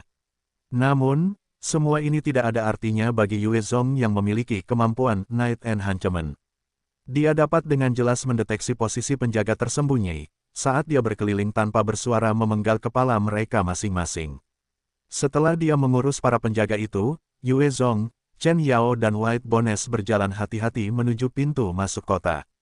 Di pintu masuk, saat ini ada 4 tentara yang berjaga di sana, sementara 2 lainnya sedang bermain poker. Di atas 2 menara pengawas yang tinggi, ada juga tentara Vietnam yang melihat sekeliling mereka dengan bosan. Tidak ada yang mengira bahwa mereka akan diserang, dan mereka lebih khawatir tentang binatang mutan yang menakutkan. Yuezong menunjuk ke arah para prajurit di atas 2 menara pengawas. Jarak antara dia dan mereka sekitar 700 meter, dia bisa menggunakan api iblisnya untuk membakar mereka, tetapi itu akan menyebabkan gangguan besar. Chen Yao mengangguk, dan mengaktifkan kemampuan manipulasi tanaman miliknya, saat tanaman merambatnya tanpa suara melesat. Ke arah pintu masuk menggunakan rumput sebagai penutup. Kedelapan prajurit itu bahkan tidak menyadari apapun, karena kedelapan tanaman merambat itu telah merayap mendekati mereka tanpa suara. Chen Yao menatap ke arah kedua prajurit di atas menara pengawas, dan hanya dengan satu pikiran, mereka melesat ke atas dengan eksplosif seperti 2 anak panah dan menembus kepala prajurit itu, menyebabkan mereka mati di tempat. Setelah membunuh mereka, Chen Yao mengalihkan pandangannya dan dengan pikiran lain, 6 tanaman merambat yang tersisa melesat ke arah ke-6 prajurit yang berada di tanah. Dari ke-6 tanaman merambat itu, 3 langsung menembus otak para prajurit, menyebabkan mereka mati tanpa suara. 3 tanaman merambat yang tersisa tidak membunuh 3 lainnya karena kendali Chen Yao atas kemampuannya belum diasah. Melihat bahwa 3 prajurit hendak berteriak di saat-saat kematian mereka, 3 tombak tulang tajam melesat keluar dari rumput, menyebabkan kepala mereka terpenggal, maafkan aku. Chen Yao segera meminta maaf kepada Yuezong dengan suara pelan. Yuezong tidak berhasil membunuh ke-6 orang itu sekaligus, dan itu hampir membuat mereka kehilangan seluruh operasi. Serangan mendadak dan serangan frontal adalah 2 pertempuran yang sama sekali berbeda. Yuezong dapat menghabisi seluruh batalion dalam serangan mendadak, tetapi dalam serangan frontal, mereka hanya dapat segera meninggalkan tempat itu. Yuezong tersenyum dan menghiburnya, tidak perlu meminta maaf. Kamu sudah melakukannya dengan baik. Ketika kamu membunuh para prajurit di menara pengawas, kamu telah menyelesaikan tujuanmu. Chen Yao masih belum berpengalaman dalam pertempuran, melakukan hal ini dianggap cukup baik. Yuezong telah membuat banyak persiapan, meminta White Bones untuk membersihkan apa yang mungkin terlewatkan olehnya. Sedangkan untuk dirinya sendiri, dia menyimpan kekuatannya untuk menghadapi situasi serius apapun yang mungkin muncul. Ayo pergi. Yuezong dengan cepat bergegas ke pintu masuk kota. Pertahanan kota itu ketat di luar, tetapi di dalam sangat longgar. Begitu Yuezong memasuki kota, dia, Chen Yao, dan White Bones dengan cepat mengikuti jalan kecil yang mengarah ke pusat kota. Wu Tantong telah memberikan perincian tentang tata letak dan distribusi tenaga kerja kepada Yue Zong sebelumnya, serta peta kasar. Yue Zong hanya mengikuti peta dan tiba di salah satu kamp dengan cukup cepat. Hanya saja, dia menemukan bahwa di dalam kamp, semua lampu menyala, dan ada suara pria berteriak kegirangan sementara wanita menangis dan merintih memenuhi langit. Yue Zong melihat keluar dari sudut gang kecil, dan melihat bahwa ada ruang terbuka yang luas, dan ada banyak wanita tergeletak di tanah seperti anjing, sementara sekelompok tentara Vietnam mengelilingi api unggun dan bersorak kegirangan dan senang, memperkosa wanita dengan berbagai cara dan gaya. Ada seorang Vietnam yang menunggangi seorang wanita, menggunakan sepatunya untuk mencambuk wanita itu, menyebabkan wanita itu merangkak maju dan berteriak putus asa, "Jangan pukul aku. Tolong berhenti pukul aku." Penglihatan Yue Zong sangat akurat, dan dia bisa melihat bahwa wanita itu penuh dengan bekas luka di sekujur tubuhnya. Pada saat yang sama, tubuh bagian bawahnya berdarah karena suatu alasan. Tentara Vietnam di sekitarnya melihat dan tertawa keras, menganggapnya lucu. Setelah kehilangan semua rasa nilai-nilai moral dan disiplin, tentara Vietnam ini menjadi seperti binatang buas. Sama seperti orang Indonesia selama kerusuhan 98, di mana banyak orang Indonesia yang marah mengamuk. Chen Yao melihat pemandangan itu, dan hatinya dipenuhi dengan amarah, dan dia menggertakkan giginya. Dia hampir bergegas keluar untuk membantai tentara Vietnam itu dan malah meludahkan kata dengan jijik yang kuat. Binatang buas. Mata Yue Zong juga dipenuhi amarah yang membara, karena dia bisa mendengar kata-kata wanita yang disiksa oleh tentara Vietnam, dan dia berbicara dalam bahasa Mandarin. Binatang-binatang buas ini benar-benar memperkosa rekan senegaranya. Yue Zong menarik napas dalam-dalam sebelum meraih tangan Chen Yao. Binatang-binatang buas ini akan dihukum olehku sendiri nanti. Mari kita tahan ini untuk saat ini. Dengarkan perintahku. Chen Yao mengangguk sambil masih menggertakkan giginya. Dia adalah gadis yang cerdas, dan tahu bahwa hanya dengan mereka berdua, mereka tidak sebanding dengan tentara Vietnam ini, oleh karena itu mereka harus menoleransinya. Tepat pada saat ini, wanita yang diperlakukan seperti kuda seks itu tiba-tiba menggigil, dan dia jatuh ke tanah. Tubuhnya yang lemah jelas telah menyerah karena penyiksaan dan tidak dapat menahan beban lagi. Tentara yang menungganginya juga jatuh ke tanah, membuat tentara lain tertawa terbahak-bahak atas kemalangannya. Tentara Vietnam itu marah, saat dia segera mengeluarkan pistol dan menembaki wanita malang itu. Dengan suara, "Bang!" wanita Tionghoa itu dieksekusi dari jarak dekat setelah penyiksaan seperti itu, hanya karena dia ditertawakan. Saat dia meninggal, tubuhnya yang tak bernyawa terkulai ke lantai. Melihat pemandangan yang begitu kejam, wajah pucat Chen Yao mulai memerah karena marah. Saat dia mencengkeram tangan Yue Zong dengan erat, seluruh tubuhnya gemetar karena marah. Meskipun dia telah melihat begitu banyak kegelapan dan kekejaman, dia masih belum bisa terbiasa dengannya. Yue Zong menarik tangan Chen Yao saat mereka dengan cepat pergi, menuju asrama. Segera, Yue Zong, Chen Yao dan White Bones datang ke sebuah ruangan tempat tentara Vietnam sedang tidur. Yue Zong mengaktifkan api iblis dengan tangan kanannya, menyebabkan gagang pintu meleleh. Dia diam-diam mendorong pintu hingga terbuka, sebelum dengan cepat dan ahli mengayunkan pedang sihir hitamnya, memenggal kepala para prajurit yang sedang berbaring tertidur. Saat itu sudah larut malam, dan selain mereka yang terlibat dalam pesta pora mereka di area terbuka, para prajurit lainnya sudah tidur atau beristirahat. Tanpa suara, 320 prajurit dipenggal oleh Yue Zong dan White Bones dalam hitungan menit, berubah menjadi asrama mayat tanpa kepala. Setelah membunuh semua prajurit Vietnam yang sedang tidur, Yue Zong memerintahkan White Bones untuk tetap tinggal untuk mengurus mereka yang akan kembali nanti, karena dia sendiri membawa Chen Yao dan pergi menuju gudang senjata. Daya tembak pasukan adalah hal terpenting selama pertempuran. Dengan amunisi yang cukup, Yue Zong akan mampu memberikan setidaknya 2 kali lipat jumlah kerusakan dan bertahan lebih lama di medan perang. Dengan harta karun level 6 storage ring miliknya, dia hanya bisa menyimpan yang berguna, dan itu adalah salah satu kartu trufnya. Yue Zong dan Chen Yao segera datang ke ruangan di depan gudang senjata. Chen Yao melihat kunci besar di pintu, saat dia mengaktifkan kemampuan manipulasi tanaman, dan tanaman merambat tipis melesat ke dalam kunci, mengguncangnya hingga terbuka. Kemampuan Chen Yao memungkinkannya untuk serbaguna dalam berbagai situasi, dan kemampuannya dapat dianggap sangat berguna. Api iblis Yue Zong terkonsentrasi pada kekuatan ofensif, dan sangat tirani. Demikian pula, sifat defensif dan lainnya kurang. Yue Zong mendorong pintu gudang senjata, dan melihat deretan senjata yang tak terhitung jumlahnya dipajang dengan rapi. Di antara senjata-senjata di gudang senjata, ada banyak AK-47 Tiongkok yang mematikan di medan perang. AK-47 ini sangat stabil, dan sangat cocok untuk pertempuran di Vietnam yang memiliki banyak tanah gembur dan lumpur. Selain AK-47 yang terkenal, ada berbagai senapan tugas berat. Rusia dan Amerika lainnya, mengesampingkan senapan serbu ini, gudang senjata itu dipenuhi dengan banyak senapan penembak jitu dan peluncur granat. Di antara mereka, bahkan ada 3 penembak jitu baret. Vietnam telah membeli senjata api dan amunisi dalam beberapa tahun terakhir. Meskipun peralatan militer mereka masih jauh dari pasukan domestik lainnya, itu tidak sampai pada titik di mana itu tak tertandingi.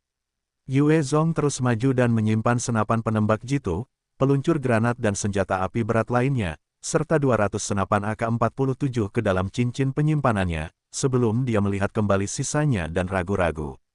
Pada akhirnya, dia tidak mengaktifkan api iblisnya untuk membakar semuanya.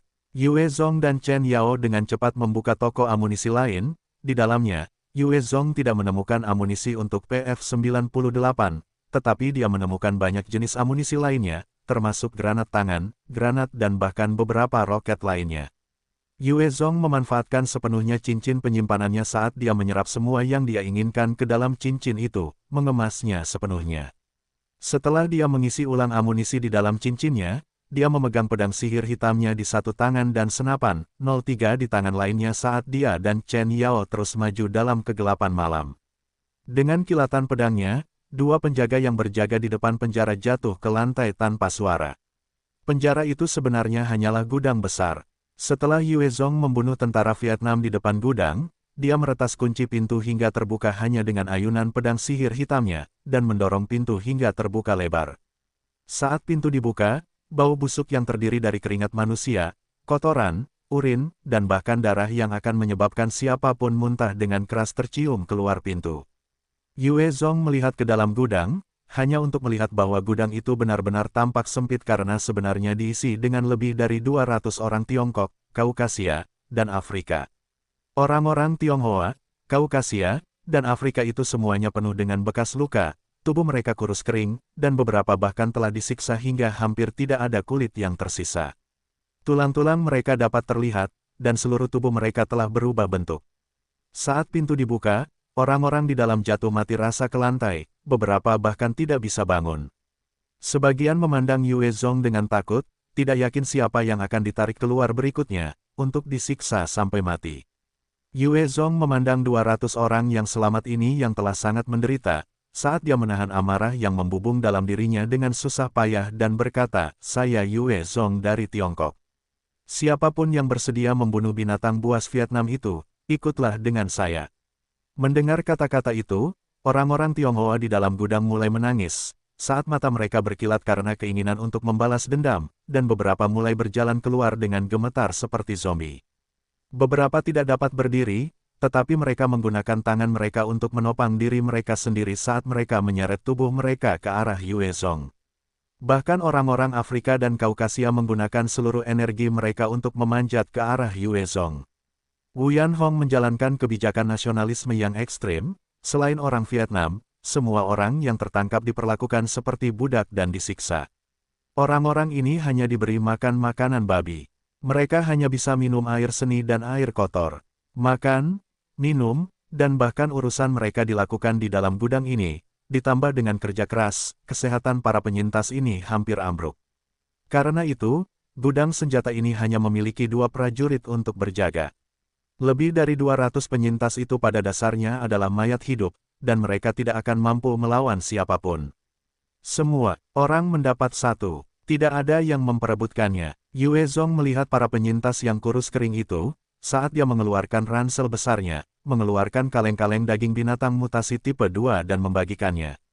Jika para penyintas yang kurus kering ini tidak mendapatkan kembali kesehatan mereka, maka mereka hanya akan menjadi beban bagi Yue Zong, dan tidak akan berguna dalam pertempuran yang akan datang. Para penyintas masing-masing mengambil sekaleng daging tipe 2, sementara tangan mereka yang kotor gemetar dan dengan rakus memasukkannya ke dalam mulut mereka. Mereka sangat lapar, dan satu-satunya hal yang ada di pikiran mereka saat ini adalah memakan sekaleng daging binatang mutasi tipe 2 itu. Setelah memakan daging itu, para penyintas mendapatkan kembali sedikit kesehatan, dan wajah pucat mereka mendapatkan kembali beberapa warna. Seorang pria militer berkulit kecoklatan, penuh bekas luka dengan mata kiri yang buta melangkah maju, tatapannya penuh dendam, saat dia berbicara dengan suara serak, "Saya Gantao, pemimpin Regu Batalion XX Angkatan Darat XX Kompi Ketiga Peleton Keempat. Yue Zong, selama kamu dapat membawa kami untuk membunuh binatang buas Vietnam itu, seluruh saudara Peleton Keempat akan menyerahkan hidup kami padamu." Kami semua 12. Satu persatu, beberapa pria yang tampak layu dengan kebencian yang membara di mata mereka berdiri di belakang Gantao, tatapan penuh harap mereka pada Yue Zong. Mereka menjadi putus asa dan kesepian, dan Yue Zong tiba-tiba muncul di hadapan mereka, membawa secercah harapan. Selama mereka bisa membunuh tentara Vietnam itu, mereka bersedia membayar berapapun harganya. Yue Zong mengamati 200 orang yang selamat, sambil mengerutkan kening dan bertanya, "Di antara kalian, siapa yang bisa mengoperasikan senjata api sekarang dan terlibat dalam pertempuran?" Yue Zong telah berencana untuk membebaskan para tawanan, dan memanfaatkan senjata api dan amunisi yang diambilnya dari gudang senjata untuk mempersenjatai para tawanan. Sepertinya saat ini, bahkan memanfaatkan 20 dari mereka adalah skenario terbaik. Mata para penyintas dipenuhi dengan amarah dan dendam, saat beberapa dari mereka mengangkat lengan mereka yang kurus kering, beberapa bahkan memiliki tangan yang cacat, menatap ke arah Yue Zong dengan penuh harap. 200 orang yang selamat ini telah sangat menderita, dan menginginkan pertempuran sekarang, untuk membuat mereka yang mempermalukan dan menyiksa mereka membayar. Yue Zong meninggalkan gudang, dan kembali dengan 2 tas besar, salah satunya berisi senjata api, dan yang lainnya berisi peluru. "Siapa namamu?" Yue Zong menunjuk seorang pria dengan 2 bekas luka dalam di wajahnya, sosoknya sedikit kurus, dan bertanya. Pria dengan wajah penuh bekas luka, yang merupakan orang Tiongkok, menjawab, "Namaku Zhao Qing." Yue Zong menatap Zhao Qing dan menjawab dengan suara berat, "Mulai sekarang, kau adalah pemimpin sementara gudang ini, aku ingin kau berjaga di sini dan melindungi yang lainnya, sampai pertempuran berakhir. Ada pertanyaan, aku akan meninggalkanmu dengan 20 AK, dan 600 peluru." Bahkan setelah memakan daging binatang mutasi tipe 2, mereka yang disiksa dengan berat tidak mungkin mendapatkan kembali vitalitas penuh mereka dan menjadi kuat hanya dalam waktu singkat.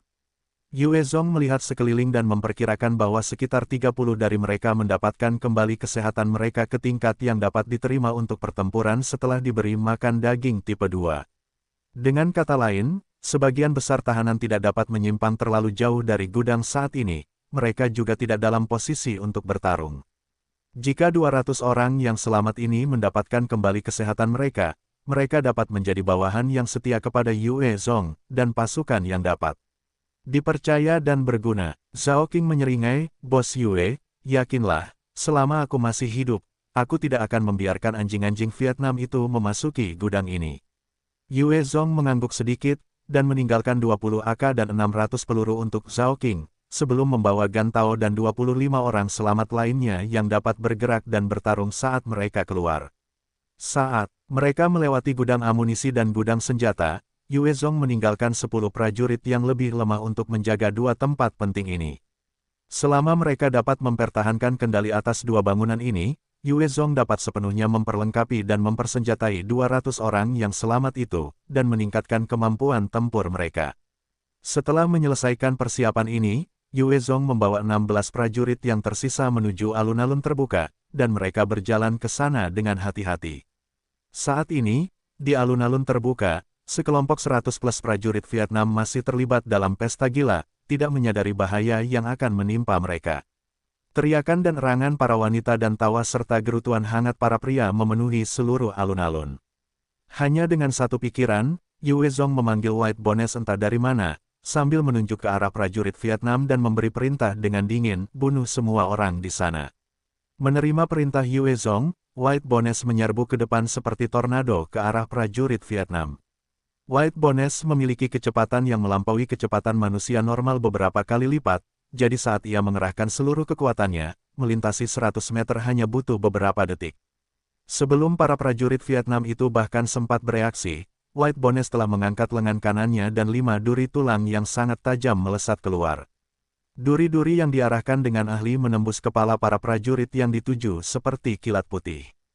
Pada saat yang sama, Chen Yao telah memanipulasi tanaman merambatnya untuk melesat keluar, melilit leher 5 tentara Vietnam sebelum mencekik mereka dengan keras, membunuh para prajurit itu.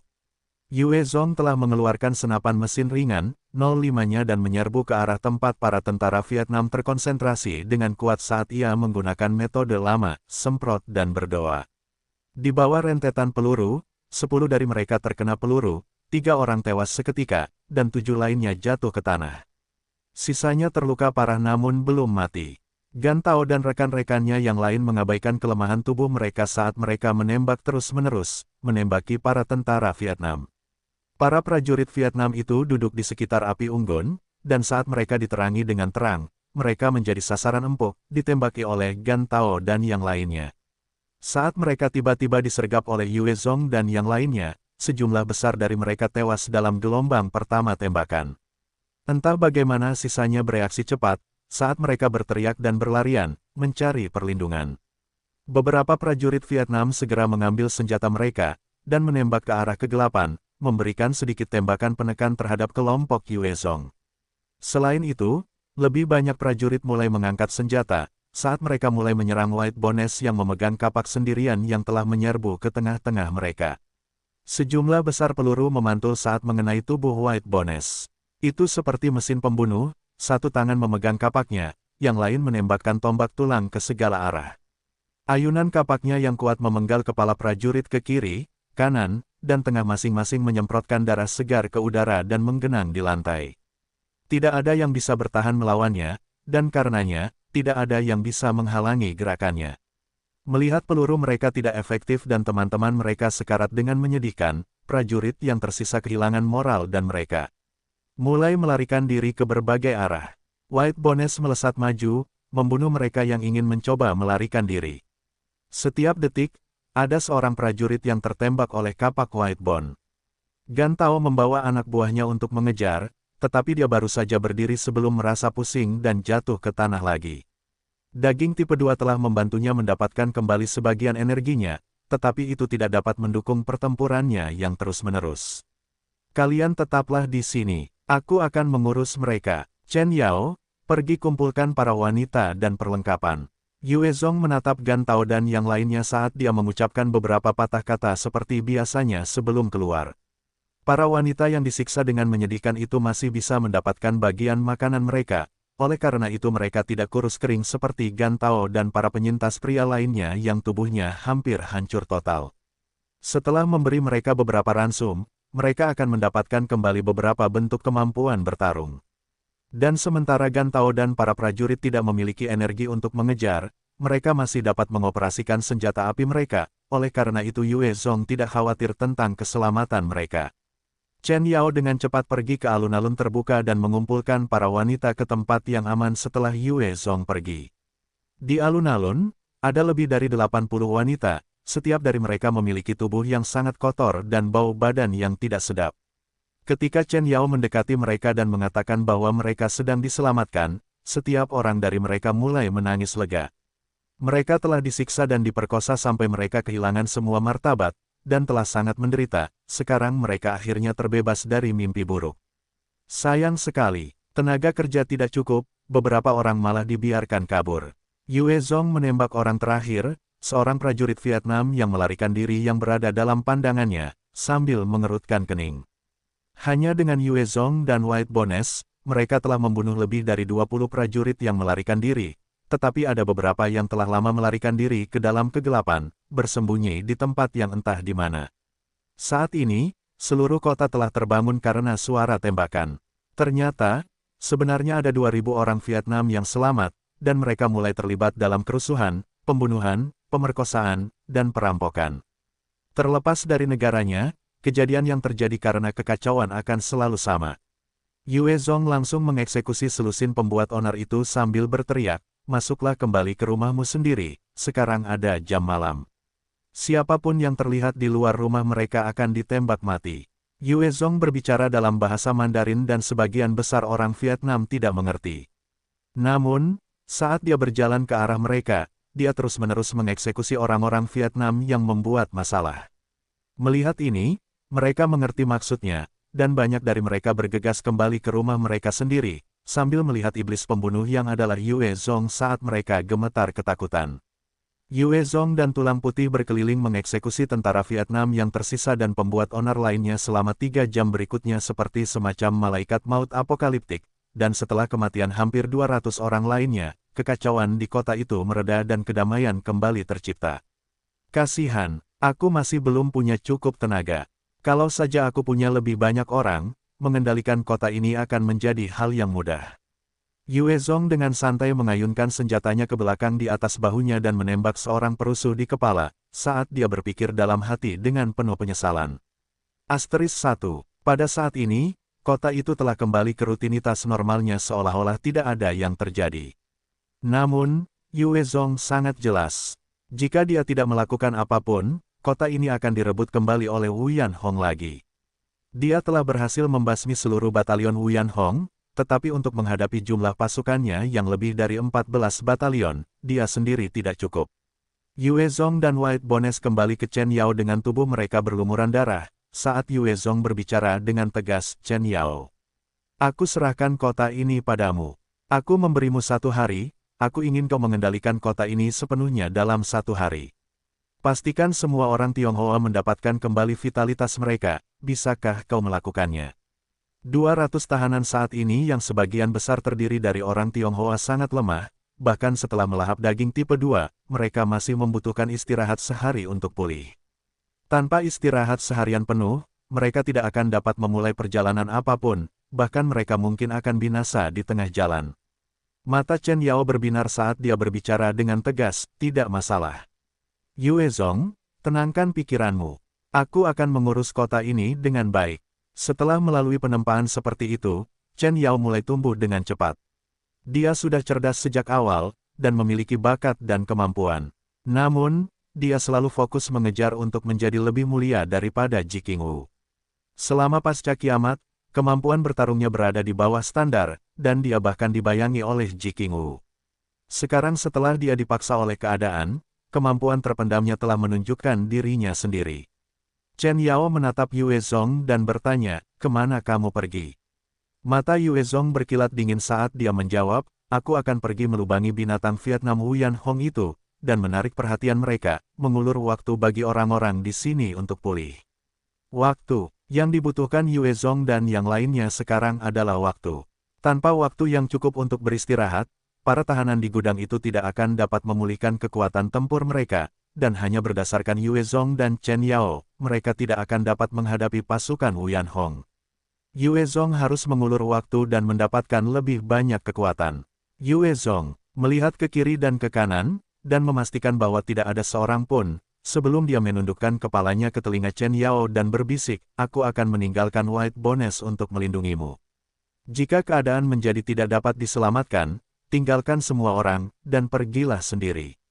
Yue Zong pada akhirnya bukanlah orang suci, dia juga punya motifnya sendiri. Kedua ratus orang yang selamat yang diselamatkannya tidak dapat dibandingkan dengan Chen Yao. Jika dia harus membuat keputusan untuk berkorban, dia tidak akan ragu untuk menukar nyawa kedua ratus orang yang selamat itu demi Chen Yao.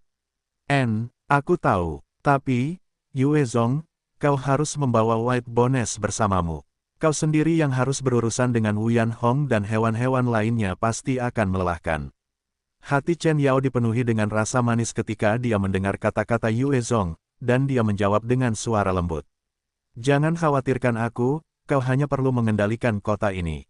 Yue Zong tersenyum, dan dia melompat ke atas sepeda motor dan menuju kota terdekat yang juga dikuasai Wu Yanhong, Kabupaten Chengya. Daerah Chengya adalah pangkalan utama Wu Yanhong, yang menampung 50.000 orang yang selamat dan 12 batalion. Selain itu, batalion khusus Wolf Fang yang seluruhnya terdiri dari Enhancer dapat ditemukan di sana. Batalion Wolf Fang seperti pasukan tempur khusus Yue Zong sendiri, mereka semua memiliki kemampuan khusus, masing-masing dari mereka telah menjalani pertempuran yang tak terhitung jumlahnya. Mereka memiliki kecakapan tempur yang mengejutkan, dan Yue Zong tidak berani mengatakan bahwa ia dapat menghadapi salah satu dari mereka dengan mudah. Ini akan sulit. Haruskah aku menyerbu? Masuk. Yue Zong berbaring tengkurap di atas sebuah gunung kecil, sambil memandang daerah itu di kejauhan, alisnya berkerut. Sekarang fajar, dan pintu masuk daerah itu memiliki tanda-tanda orang yang bepergian masuk dan keluar, oleh karena itu bukan saat yang tepat untuk melancarkan serangan diam-diam. Tanpa perlindungan malam, Yue Zong akan merasa sulit untuk melancarkan serangan dan memusnahkan satu batalion. Selain itu, daerah itu memiliki beberapa tembok pertahanan yang dibangun. Selama orang-orang di kota menutup gerbang kota, siapapun yang menyerbu masuk akan menemukan diri mereka terjebak. Terlepas dari seberapa kuat ahli itu, dikelilingi oleh para prajurit hanya akan berarti kematian. Tepat pada saat ini, seorang pria pendek berlari menuju gerbang kota dengan kecepatan yang tidak manusiawi. Mengejar di belakang pria itu dari dekat adalah sejumlah besar kadal hutan mutasi yang mengkhawatirkan. Binatang mutasi level 21, kadal hutan mutasi. Mereka memiliki kulit yang kuat dan kecepatan yang cepat, pada saat yang sama, gigitan mereka mengandung bakteri. Jika seseorang digigit, ada kemungkinan besar mati karena jatuh sakit. Melihat sekelompok besar kadal hutan mutasi datang ke arah mereka, orang-orang Vietnam semuanya ketakutan, karena mereka tidak bisa menahan diri untuk tidak mengutuk dan mencoba melarikan diri kembali ke kota.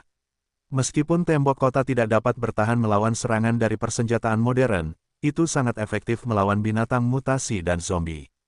Oleh karena itu, sebagian besar kekuatan besar akan membangun pertahanan seperti itu yang ditinggalkan dengan berlalunya abad. Mereka semua membangun tembok di pinggiran kota mereka. Seorang tentara Vietnam datang ke atas gerbang kota, dan dia menggunakan senjatanya untuk menembaki orang yang telah menarik gerombolan kadal hutan mutasi ke sini, bermaksud untuk membunuhnya dan mudah-mudahan menghentikan serangan kadal. Namun, orang yang dimaksud sangat gesit, menghindari peluru yang ditembakkan kepadanya dengan mudah, menyebabkan sebagian besar peluru meleset dengan margin yang sangat besar. Orang ini pasti seorang evolver berbasis kelincahan, dan dia pasti memiliki kemampuan persepsi bahaya. Yue Zong memperhatikan pria itu, dan berhasil mengevaluasi beberapa informasi darinya, saat dia segera mengeluarkan baret snipernya dan melepaskan tembakan ke tentara Vietnam itu. Musuh dari musuhnya adalah sekutu, dan karena orang Vietnam itu menembaki manusia, Yue Zong merasa bahwa dia harus menyelamatkannya. Dengan suara, peng, kepala prajurit Vietnam itu meledak, saat ia jatuh dari tembok kota. Melihat rekan mereka tewas karena tertembak di kepala, prajurit Vietnam lainnya mulai panik, saat mereka bersembunyi di balik tembok untuk berlindung. Di atas tembok, masih ada beberapa prajurit lain yang menembaki pria itu tanpa henti. Pria itu terus meningkatkan kecepatannya, bertambah 30% lagi, saat ia menghindari peluru dan melemparkan 3 telur kadal ke gerbang kota, menyebabkan gerbang itu terbuka. Setelah itu, pria itu dengan cepat melesat ke hutan terdekat, dan menghilang tanpa jejak hanya dalam beberapa saat. Ketika telur kadal itu pecah, gerombolan besar kadal hutan mutasi menjadi marah, saat mereka menyerang pintu masuk kota yang dipenuhi banyak orang.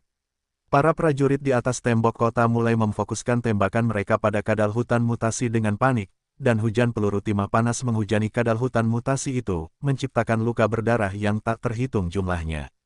Sayangnya, karena kadal hutan mutasi ini adalah level 21, peluru tidak dapat memberikan banyak kerusakan pada mereka setelah menembus kulit luar mereka. Kecuali jika itu adalah tembakan ke kepala, kadal hutan mutasi ini tidak akan mati dengan mudah. Sebaliknya, mereka menjadi lebih marah, dan bergegas menuju pintu masuk kota dan mulai menggigit orang-orang Vietnam. Orang-orang Vietnam yang selamat yang digigit itu berteriak kesakitan, saat mereka dikunyah oleh kadal hutan mutasi, dan bahkan lebih banyak kadal melompat dan membanting tubuh mereka ke arah mereka, menjepit prajurit ke tanah. Kadal hutan mutasi sangat ganas. Setelah menyerbu ke pintu masuk kota, mereka mulai melakukan pembunuhan massal di dalam tembok. Tepat pada saat ini, gerbang kota tiba-tiba mulai menutup, menyegel seluruh kota. Kadal hutan mutasi yang berada di tengah gerbang kota segera dibedah menjadi 2. Di atas tembok, para prajurit terus menembaki kadal hutan mutasi yang tersisa dengan cepat, memburu mereka satu persatu. Jumlah total kadal hutan mutasi sekitar 1000, dan di bawah hujan peluru, mereka mulai ditebang satu persatu. Di bawah, Tidak peduli bagaimana mereka menyerang tembok, tidak ada efeknya. Mereka harus pergi tanpa daya. Ketika kadal hutan mutasi itu menyerang kota, Yue Zong telah menembak 3 prajurit Vietnam, menyebabkan para prajurit tidak berani menjulurkan kepala mereka. Bahkan beberapa saat berlalu setelah kematian kadal hutan mutasi itu ketika kawanan burung mutasi yang padat seukuran ayam liar, semuanya dengan bulu hitam terbang di atas. Setengah dari kawanan itu terbang ke pintu masuk kota dan mulai memakan mayat kadal hutan mutasi dan manusia, dan setengah lainnya masuk ke kota, dan mulai menyerang penduduk kota. Binatang mutasi level 14, burung pipit pemakan mayat. Binatang mutan yang mengejar bau darah dan makanan secara berkelompok. Hampir seketika, suara tembakan terkonsentrasi bergema dari tembok kota, saat senjata anti udara mulai memuntahkan tembakan peluru, menyebabkan sejumlah besar burung pipit pemakan mayat ditembak jatuh dari langit. Namun, senapan mesin itu tidak mungkin melindungi seluruh kota, dan di dalam kota, ada banyak orang yang selamat yang ditusuk dan dipatuk di kepala oleh burung pipit pemakan mayat, mati di tempat. Para prajurit yang membungkuk di atas tembok tidak dapat menghadapi burung pipit pemakan mayat itu, karena saat mereka berdiri, mereka akan ditembak oleh Yue Zong. Setelah menembak 2 anggota tentara Vietnam lainnya dengan sangat santai, dia tiba-tiba merasakan tatapan tajam tertuju padanya. Melihat ke arah sumbernya, dia bisa melihat seorang pria berusia 31 tahun membawa keluar 50-an anggota yang mengenakan pakaian militer, masing-masing dari mereka memancarkan aura ganas dengan niat membunuh menatapnya. Batalion Wolf Fang, mereka memang ahli. Yue Zong hanya melihat ke arah 50-an orang itu, dan segera menghirup udara dingin, karena dia bisa merasakan kekuatan kelompok yang menakutkan. Mereka pasti enhancer yang telah melalui pertempuran yang tak terhitung jumlahnya, dan tidak ada satupun dari mereka yang bisa dikatakan lebih lemah dari pasukan tempur khususnya sendiri. Di bagian-bagian Vietnam ini, ada hutan dan rawa-rawa di mana-mana, menyembunyikan semua jenis binatang mutan. Selama seseorang bersedia menempa bawahannya melalui pertempuran yang tak terhitung jumlahnya dengan binatang mutan ini, sebuah faksi yang kuat dapat dengan cepat melatih beberapa enhancer tingkat tinggi. Satu-satunya kekurangan metode ini adalah, saat seseorang tidak beruntung, sejumlah besar elit mungkin akan binasa di tangan tipe 2. Wu Yanhong telah memanfaatkan metode ini, setelah membayar harga lebih dari 2.000 orang yang selamat. Dengan metode keji ini, ia membentuk batalion Wolf Fang yang beranggotakan tidak lebih dari 100 orang, masing-masing dari mereka di atas level 30. Setiap prajurit Wolf Fang adalah ahli di hutan, dan telah membunuh binatang mutan yang tak terhitung jumlahnya. Kekuatan mereka sangat mengejutkan tepat saat Yue Zong melihat. Batalion Taring Serigala, dia tiba-tiba merasakan bahaya yang intens, saat dia segera menghindar ke samping, dan keluar dari pandangan mereka. Peng, peng, mengikuti suara 6 tembakan, 6 peluru mendarat di posisi awal Yue Zong. Ini adalah peluru yang ditembakkan oleh penembak jitu Batalion Taring Serigala yang tersembunyi dari pandangan umum.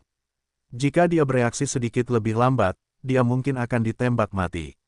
Komandan Batalion Taring Serigala, Wu Dahui, melihat kerekannya yang pendek tidak lebih dari 1,5 meter di sampingnya dan bertanya, Chang Xin, apakah kamu berhasil menghafal fitur-fiturnya?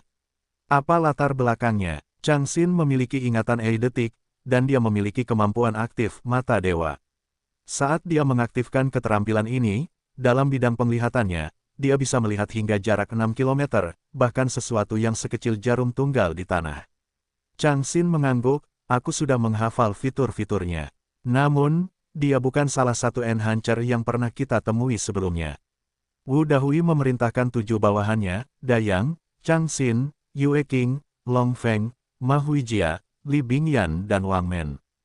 Kalian bertujuh harus pergi dan menyingkirkan penembak jitu itu.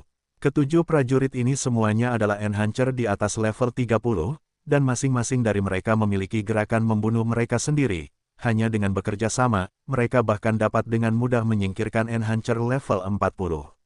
Selain itu, Chang Xin memiliki kemampuan langkap pursuit selama dia dapat mengingat fitur-fiturnya. Ketika dia mengaktifkan skill tersebut, selama target berada dalam jarak 5 km, dia dapat merasakan keberadaan dan posisi target. Chang Xin bertugas mengejar, sementara yang lainnya dapat fokus untuk mengepung dan membunuh target. Metode ini telah memastikan kematian lebih dari 13 ahli kuat yang telah melawan Wu Yanhong. Di antara 13 ahli ini, satu bahkan merupakan evolver kuat yang berada di atas level 40. Ya, Ketujuh orang itu menanggapi dan dengan cepat meninggalkan daerah itu menuju ke arah Yue Zong. Ketika Yue Zong melihat kedatangan para ahli dari Batalion Taring Serigala, dia segera mundur, dan dengan cepat. Dia yakin bisa menembak salah satu dari para ahli itu, tetapi saat dia dikepung, menghadapi serangan frontal adalah sesuatu yang tidak bisa dia menangkan. Mata kanan Chang Xin bersinar dengan cahaya aneh, saat dia melihat ke kejauhan dan tertawa dingin, sungguh serangga yang menyebalkan, berlari begitu cepat.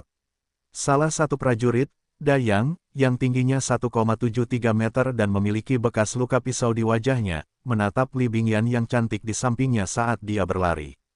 Dia mengenakan pakaian pelindung, dan meskipun tubuhnya mungil, dia memiliki tubuh yang berlekuk, dada yang menggerahkan dan pantat yang seksi, warna kulit yang sehat, dan fitur-fiturnya yang sangat indah. Dayang menelan ludahnya dan tertawa, Bingyan.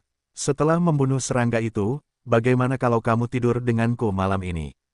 Akhir-akhir ini, aku muak bermain-main dengan wanita-wanita Cina itu. Dayang adalah seorang enhancer level 39, dan hanya kurang sedikit pengalaman untuk mencapai level 40. Dia juga yang terkuat dalam kelompok kecil ini, dan karenanya, dia tanpa malu-malu dapat mengajukan kesepakatan cabul seperti itu dengan wanita cantik yang telah lama dia idamkan ini. Dengan tubuh dan penampilan seperti itu, ditambah kekuatan seperti itu yang menempatkannya dalam jajaran enhancer kuat lainnya dari Batalion Taring Serigala, belum lagi kemampuan untuk melindungi dirinya sendiri, dia memang orang yang langka. Li Bingyan menatap Dayang dengan dingin dan tertawa dingin, jika kau tidak takut kehilangan benda kotormu itu di sana, kau bisa datang malam ini. Mendengar kata-kata Li Bingyan, Dayang menggigil tanpa sadar, sambil tertawa datar, hanya. Candaan, candaan, meskipun Li Bingyan sangat cantik dan memiliki tubuh yang sangat seksi, dia bukanlah orang yang mudah ditipu. Sebelumnya, dua anggota Batalion Taring Serigala berniat mengincarnya, salah satu dari mereka dipotong bagian bawahnya perlahan-lahan dengan pisau dan yang lainnya dipenggal kepalanya dengan kasar. Setelah dua insiden ini, ular berbisa cantik, Li Bingyan memperoleh pijakan di dalam Batalion Taring Serigala. Lebih jauh lagi, Komandan Wu Dahui adalah teman masa kecil Li Bingyan. Dengan perlindungannya, bahkan jika Li Bingyan menyebabkan masalah, selama itu tidak membuat Wu Yanhong marah, dia tidak akan dihukum. Tiba-tiba, Chang Xin berhenti, dan matanya bersinar terang saat dia berkata, serangga sialan itu telah berhenti. Sepertinya dia menemukan sesuatu. Semua orang bersiap untuk pertempuran.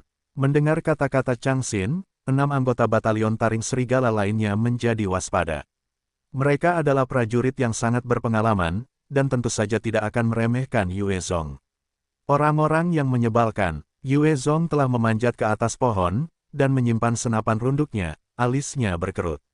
Ketujuh prajurit yang mengejar itu hampir memasuki jangkauan penglihatannya ketika mereka tiba-tiba bersembunyi di gumpalan rumput, dan terus bergerak ke arahnya secara tertutup. Dalam keadaan seperti itu, kecuali Bai He yang merupakan penembak jitu dengan spesialisasi, akan sulit untuk mengenai salah satu dari mereka. Yue Zong telah melatih keterampilan menembak jitunya agar setara dengan para penembak jitu dari sebelum kiamat, tetapi dia juga tidak berdaya untuk menembak jitu ketujuh ahli dalam keadaan seperti itu. Melawan mereka di hutan ini benar-benar tidak menguntungkan bagiku. Yue Zong dengan cepat membuat penilaian, sambil mengamati kiri dan kanannya, sebelum bergegas menuju jalan raya di kejauhan. Para ahli Vietnam ini bagaimanapun juga adalah penduduk setempat, dan telah bertarung melawan binatang mutasi dan zombie yang tak terhitung jumlahnya di dalam hutan. Jika Yue Zong ingin melawan mereka di wilayah yang mereka kenal, itu adalah langkah yang bodoh. Chang Xin bertanya pada Dayang, serangga itu mulai bergerak menuju jalan raya. Sepertinya dia tidak terlalu percaya diri untuk bertarung di hutan. Dayang, haruskah kita memusnahkannya sebelum dia meninggalkan hutan? Tentu saja, biarkan aku sendiri yang menembak jatuh bajingan rendahan itu. Dayang tertawa dingin, sebelum dia mengaktifkan transformasi penjaga hutan miliknya. Dengan kilatan cahaya hijau, tubuh Dayang mulai menumbuhkan lapisan daun hijau, menutupi seluruh tubuhnya, hanya menyisakan dua celah mata dan lubang hidungnya yang tidak tertutup. Pada saat yang sama, ada rune aneh yang tampak seperti busur dan anak panah yang terbuat dari daun hijau terukir di tubuhnya. Lapisan daun hijau yang menyelimuti Dayang terus-menerus meliuk dan berubah, mengubah Dayang menjadi sesuatu yang tampak seperti bagian dari hutan. Pada jarak lebih dari 10 meter, jika seseorang tidak memperhatikan dengan saksama, hampir mustahil untuk mengetahui keberadaannya. Setelah berubah menjadi seorang penjaga hutan, tidak hanya dapat meningkatkan kekuatan fisik penggunanya, kebetulan saja lapisan daun tersebut dapat mendistorsi cahaya, sehingga sulit bagi orang lain untuk mendeteksi dan menentukan posisi penjaga hutan. Selain Dayang, Yue Qing, Long Feng, dan Ma Huijia, anggota yang tersisa semuanya juga telah berubah menjadi penjaga hutan. Punggung mereka membawa busur besar saat mereka mulai bergerak cepat menuju Yue Zong. Asteris 1. Asteris 2. Setelah berubah menjadi penjaga hutan, Dayang dan yang lainnya menjadi ahli dalam memanah, dan kekuatan dari memanah mereka menjadi lebih mengancam daripada senjata api mereka.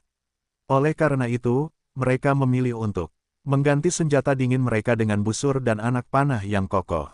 Li Bingyan memegang dua revolver hitam di tangannya, saat dia bergerak menuju Yue Zong dengan tatapan dinginnya. Wang Men adalah seorang summoner, dan dia mengaktifkan kemampuan Summon Wolves miliknya, terus-menerus memanggil serigala yang mengejar Yue Zong. Kemampuan Summon Wolves adalah keterampilan level 2, tetapi sangat berguna. Memanggil satu serigala hanya membutuhkan 2 poin spirit, dan mempertahankan serigala selama 30 menit menghabiskan 1 poin spirit lainnya. Selama spirit tidak habis, seseorang dapat memanggil tanpa batas. Wang Men memiliki nilai spirit yang tinggi, dan dalam satu tarikan napas, dia memanggil 25 serigala, yang menyerang Yue Zong dari arah yang berbeda. Serigala-serigala ini tidak hanya dapat menguras energi Yue Zong dengan mengejar, mereka juga dapat mendeteksi posisinya, membantu tim untuk menemukannya. Itu benar-benar merepotkan. Yue Zong berlari lurus ke jalan raya, ketika tiba-tiba, rasa krisis yang besar muncul di hatinya, dan dia segera berhenti, sebelum meledak dengan kecepatan ekstrim, melemparkan dirinya ke arah pohon. 3 anak panah yang sangat tajam yang terbuat dari tulang binatang mutasi langsung tiba di posisi Yue Zong sebelumnya, keduanya mengenai langkah maju dan langkah mundur. Jika Yue Zong bereaksi sedikit lebih lambat, atau bergerak mundur lebih jauh atau berlari maju, dia akan tertusuk oleh salah satu anak panah itu. Reaksinya benar-benar cepat, namun, sudah terlambat. Dayang melihat bahwa Yue Zong memang telah menuju pohon besar seperti yang dia duga. Dia tertawa dingin, dan melepaskan anak panahnya. Busur tulang binatang mutasi direntangkan hingga maksimal, dan anak panah tulang putih melesat keluar seperti bintang jatuh, menembus pohon besar tempat Yue Zong bersembunyi di belakangnya, bertujuan untuk menembusnya.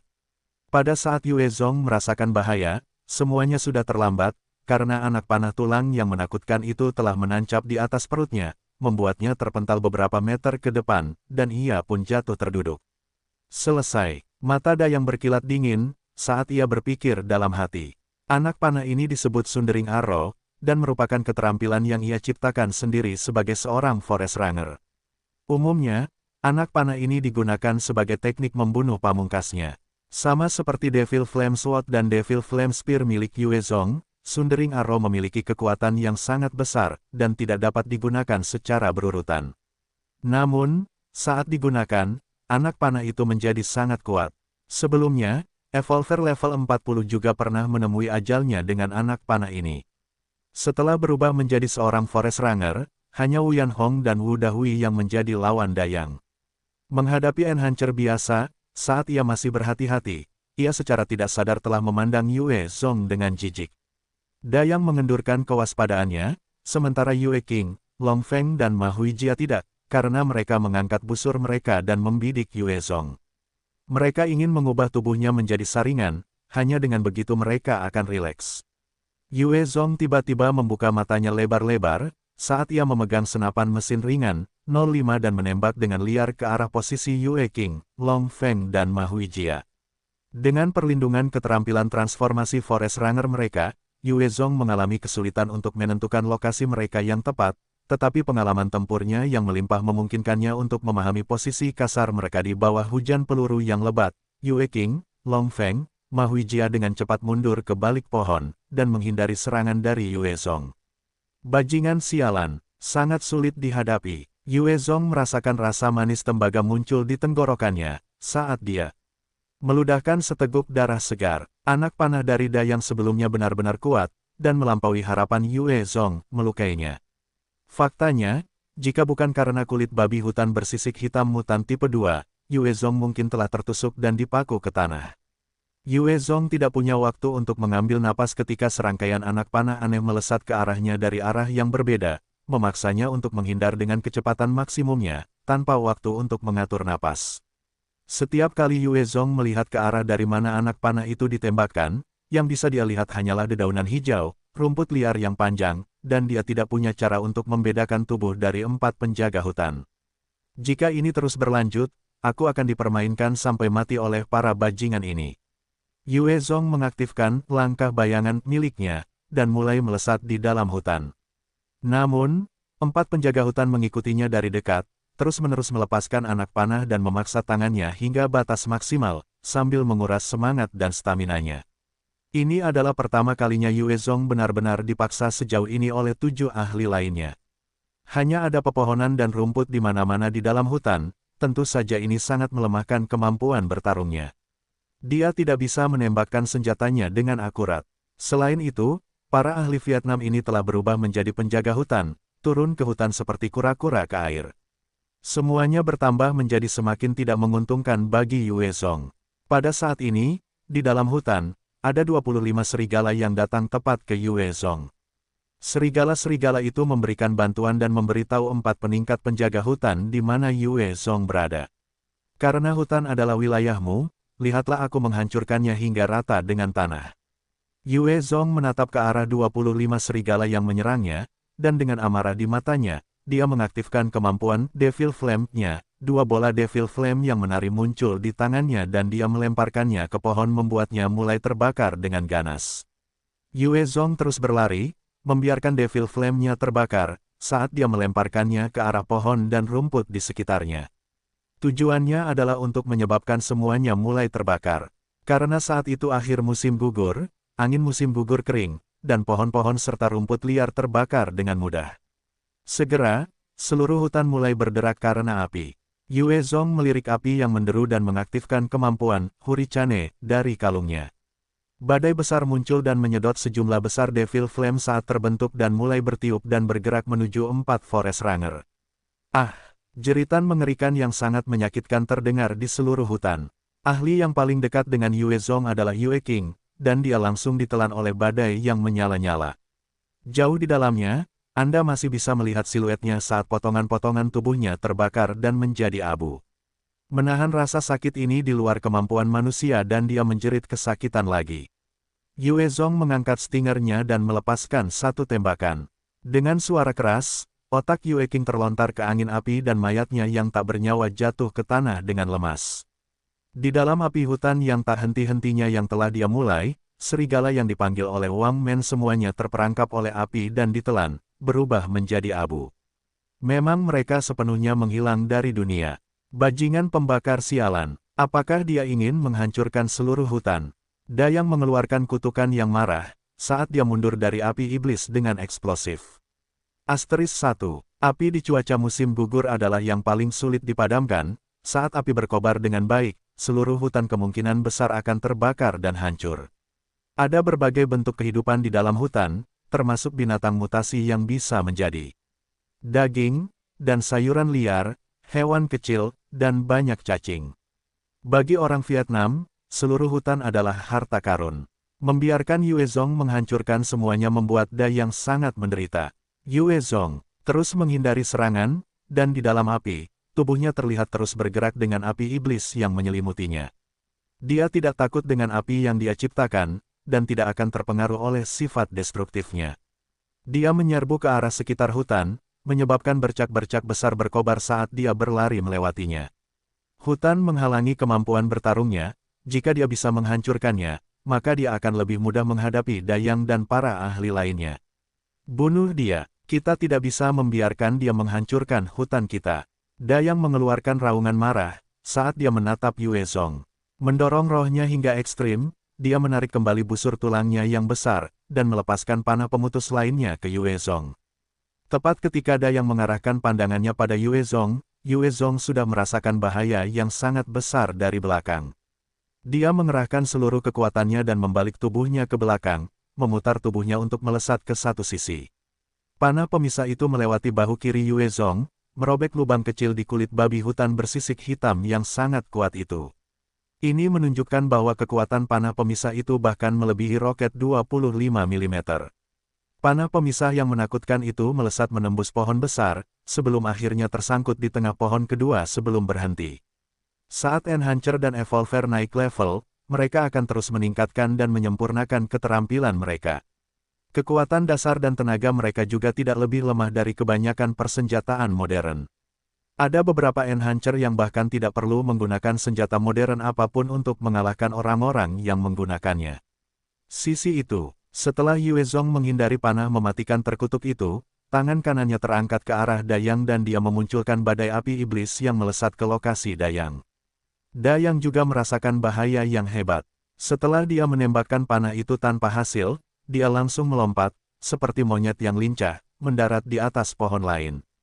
Setelah berubah menjadi penjaga hutan, mereka menjadi penguasa hutan, dan memiliki segala macam kemampuan aneh. Namun, salah satu kekurangannya adalah mereka memiliki pertahanan yang lemah, dan tidak dapat melindungi bahkan dari peluru biasa tidak seperti transformasi manusia serigala. Badai api iblis yang mengerikan mendarat di udara tipis, tetapi api yang menakutkan menyebabkan seluruh petak hutan itu mulai terbakar, saat asap mengepul naik ke langit, menyelimuti seluruh area dengan asap beracun. Batuk-batuk, di bawah selimut asap beracun itu, 3 penjaga hutan tidak bisa berhenti batuk, bahkan air mata keluar dari mata mereka. Itu adalah pertama kalinya mereka bertemu musuh yang begitu menakutkan. Khususnya, yang mampu membakar seluruh hutan. Tepat ketika seluruh hutan berderak riang dengan api, Yue Zong tiba-tiba bergegas menuju jalan raya. Kejar, jangan biarkan dia lolos. Dayang berteriak dengan marah, saat dia melesat maju, berputar-putar di sekitar petak-petak hutan yang terbakar untuk mengejar Yue Zong. Long Feng dan Ma Huijia juga mengikuti di bawah penutup hutan, mengejar Yue Zong.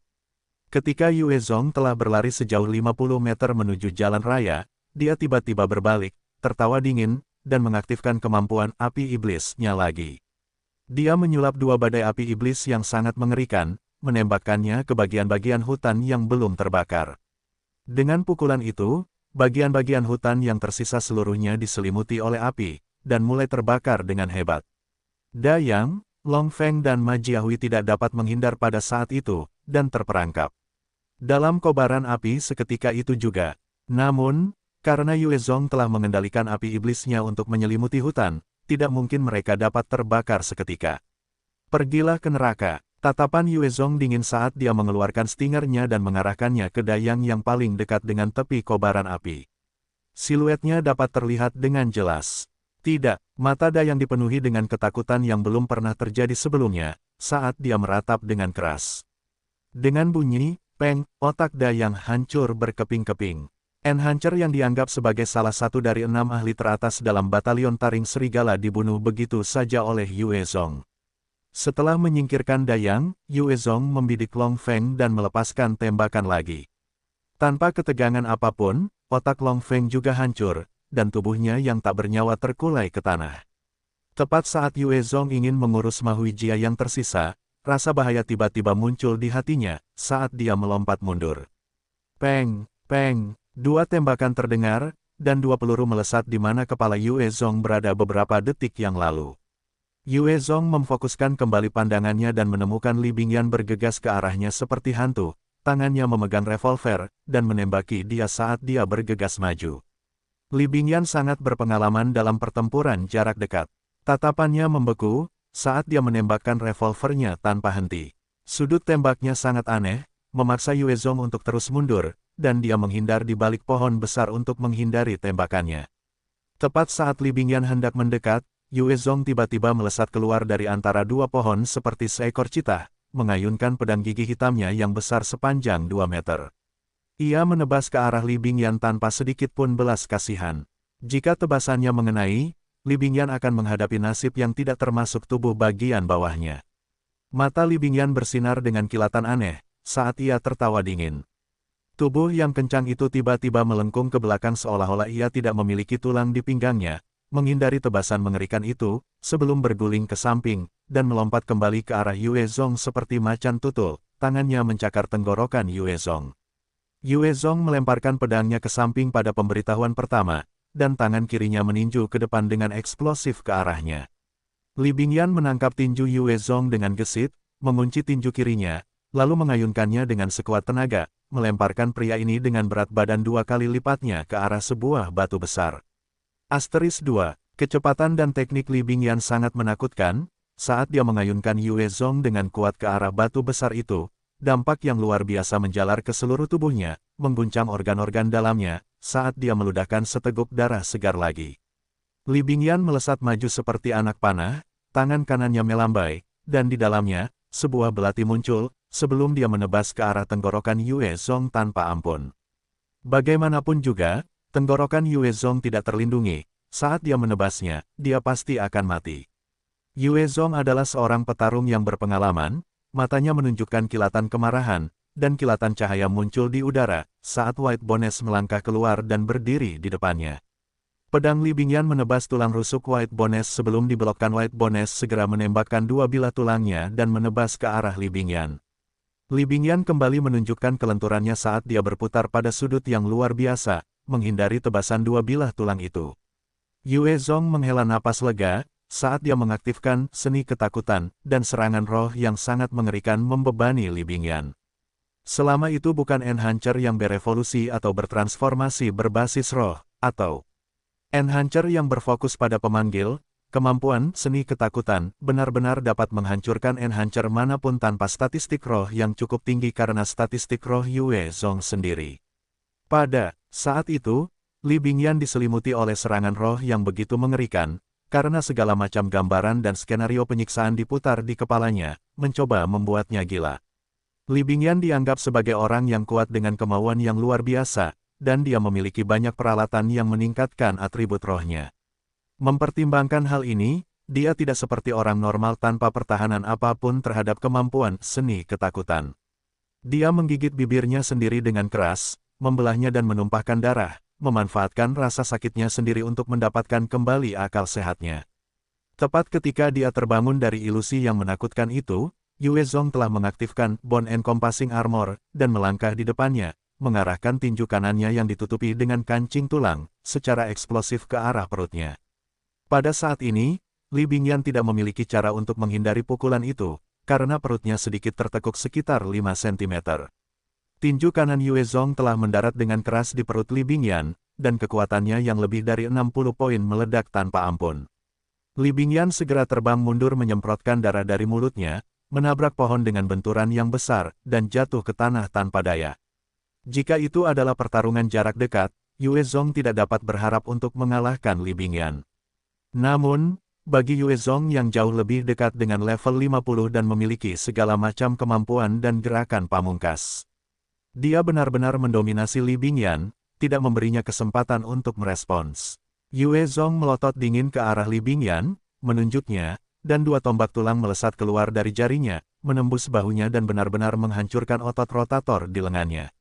Ah, lenganku, lenganku. Li Bingyan menjerit kesakitan, saat lengannya terkulai di sampingnya, tubuhnya yang lentur dan seksi menggeliat dan berjuang, saat air mata mengalir dari matanya. Yue Zhong menatap Li Bingyan yang berjuang kesakitan, saat dia menunjuk dan menembakkan tombak tulang di dekat tenggorokannya. Selama dia mengayunkan, dia bisa langsung menebas tenggorokan wanita cantik dari batalion taring serigala ini, berdiri. Mulai sekarang, kau adalah tawananku. Tentu saja, jika kau ingin mati, aku tidak keberatan mengirimmu pergi. Li Bingyan menggertakkan giginya, sambil menatap Yue Zhong dengan kebencian yang mendalam, sebelum dia perlahan berdiri. Dia tidak ingin mati, bahkan jika dia dipermalukan di tangannya, selama ada kesempatan, dia bisa mendapatkan kesempatan untuk membalas dendam. Di antara orang Vietnam, ada banyak yang mengerti bahasa Mandarin juga, dan Li Bingyan adalah salah satunya. Yue Zhong tidak menatap Li Bingyan lebih lama lagi, sebaliknya dia mengarahkan pandangannya ke sepetak hutan yang masih belum tersentuh oleh kobaran api, dan matanya penuh dengan kehati-hatian saat dia berkata, "Teman, apakah kamu sudah cukup melihat?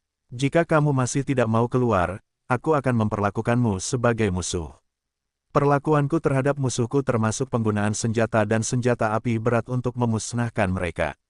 Tentu saja gratis." Yue Zhong menyeringai. Ada sedikit gemerisik cabang-cabang pohon, saat seorang pria setinggi 1,7 meter mengenakan seragam kamuflase muncul. Dia bercukur bersih, dengan tatapan cerah dan jernih, berusia sekitar 27-28 tahun. Dia melangkah keluar sambil memperlihatkan senyum ketika tangannya memegang kepala seorang prajurit Vietnam. Teman, jangan gugup, aku bukan orang Vietnam, sebenarnya, aku orang Tiongkok. Kita berbagi musuh yang sama, siapa tahu, kita bahkan mungkin menjadi teman baik. Orang ini bernama Chang Xin, dia memiliki kemampuan pursuit, dan sejumlah saudara kita telah mati karena kemampuan binatang buas ini. Kali ini, itu berkatmu yang menarik perhatian yang lain, begitulah cara aku berhasil membunuhnya. Zheng Qiang ini adalah enhancer yang telah menarik kawanan kadal hutan-mutan ke Tut County. Saat dia tersenyum pada Yue Zong, dia melemparkan kepala Chang Xin yang hancur dan berlumuran darah ke tanah untuk diperiksa. Kemampuan tempur Chang Xin sendiri tidak tinggi, kemampuan utamanya, mata dewa, adalah kemampuan yang sangat sulit untuk dihadapi. Berdasarkan ini, dia bahkan lebih merepotkan daripada Dayang. Zheng Qiang tersenyum lebar pada Yue Zong, sementara tatapannya yang cerah beralih ke Bone Encompassing Armor milik Yue Zong. Saat memeriksa armor tersebut, otot-ototnya sendiri menegang, membenamkan dirinya dalam kondisi optimal untuk bertarung atau melarikan diri jika diperlukan. Saya Zheng Qiang. Saya dari Asosiasi Tiongkok. Saudara ini pasti orang Tiongkok juga. Bagaimana saya harus memanggil Anda? Yue Zong menatap Zheng Qiang, bertanya tanpa mengedipkan mata, bagaimana Anda tahu jika saya orang Tiongkok? Di antara orang Vietnam, ada banyak yang mengerti bahasa Mandarin. Zheng Qiang menjawab dengan lembut, Wu Yanhong cukup peduli dengan sesama orang Vietnam. Sebagian besar ahli Vietnam di sekitar sini telah bergabung dengannya. Mereka yang memiliki kemampuan untuk membunuh prajurit Wolf Fang-nya hanya bisa menjadi orang Tiongkok seperti kami yang disebutnya sebagai babi dan anjing. Namaku Yue Zong, memang orang Cina, kau mau satu? Yue Zong mengamati Zheng Qiang dengan saksama, sebelum menonaktifkan Bone Encompassing Armor-nya dengan sebuah pikiran, dan mengeluarkan 2 kaleng daging tipe 2.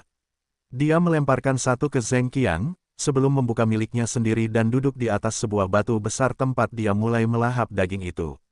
Zheng Qiang mengamati Yue Zong beberapa saat, sebelum melihat dengan saksama kaleng daging tipe 2 itu. Melihat tidak ada lubang atau kerusakan segel, dia terkekeh dengan ramah, dan juga membukanya untuk menggigitnya. Saat dia menikmati daging itu, matanya berbinar, saat dia memuji, daging binatang mutasi tipe 2. Enak sekali. Zheng Qiang melahap beberapa gigitan lagi, sebelum langsung mengulurkan cabang zaitun ke Yue Zong. Yue Zong bergerak sendirian untuk mengalahkan Wu Yanhong jelas mustahil. Mengapa kau tidak bergabung dengan asosiasi Cina kita? Mari kita bergandengan tangan untuk menghadapi monster itu, bagaimana? Manusia yang bekerja sendiri selalu dirugikan. Bahkan seseorang sekuat Yue Zong, saat berhadapan dengan seluruh batalion taring serigala, dia hampir pasti akan dipaksa mundur. Dia tidak bisa melawan mereka secara langsung. Jika Wu Yanhong mengerahkan seluruh pasukannya, Yue Zong paling-paling hanya akan menyebabkan sedikit gangguan, dan jika dia tidak hati-hati, dia mungkin akan mati. Yue Zong tidak langsung menjawab, sebaliknya dia bertanya, siapa saja yang ada di Asosiasi Tiongkok? Asosiasi Tiongkok bukanlah kelompok rahasia. Zheng Qiang dengan cepat menyoroti beberapa informasi utama tentang asosiasi tersebut kepada Yue Zong.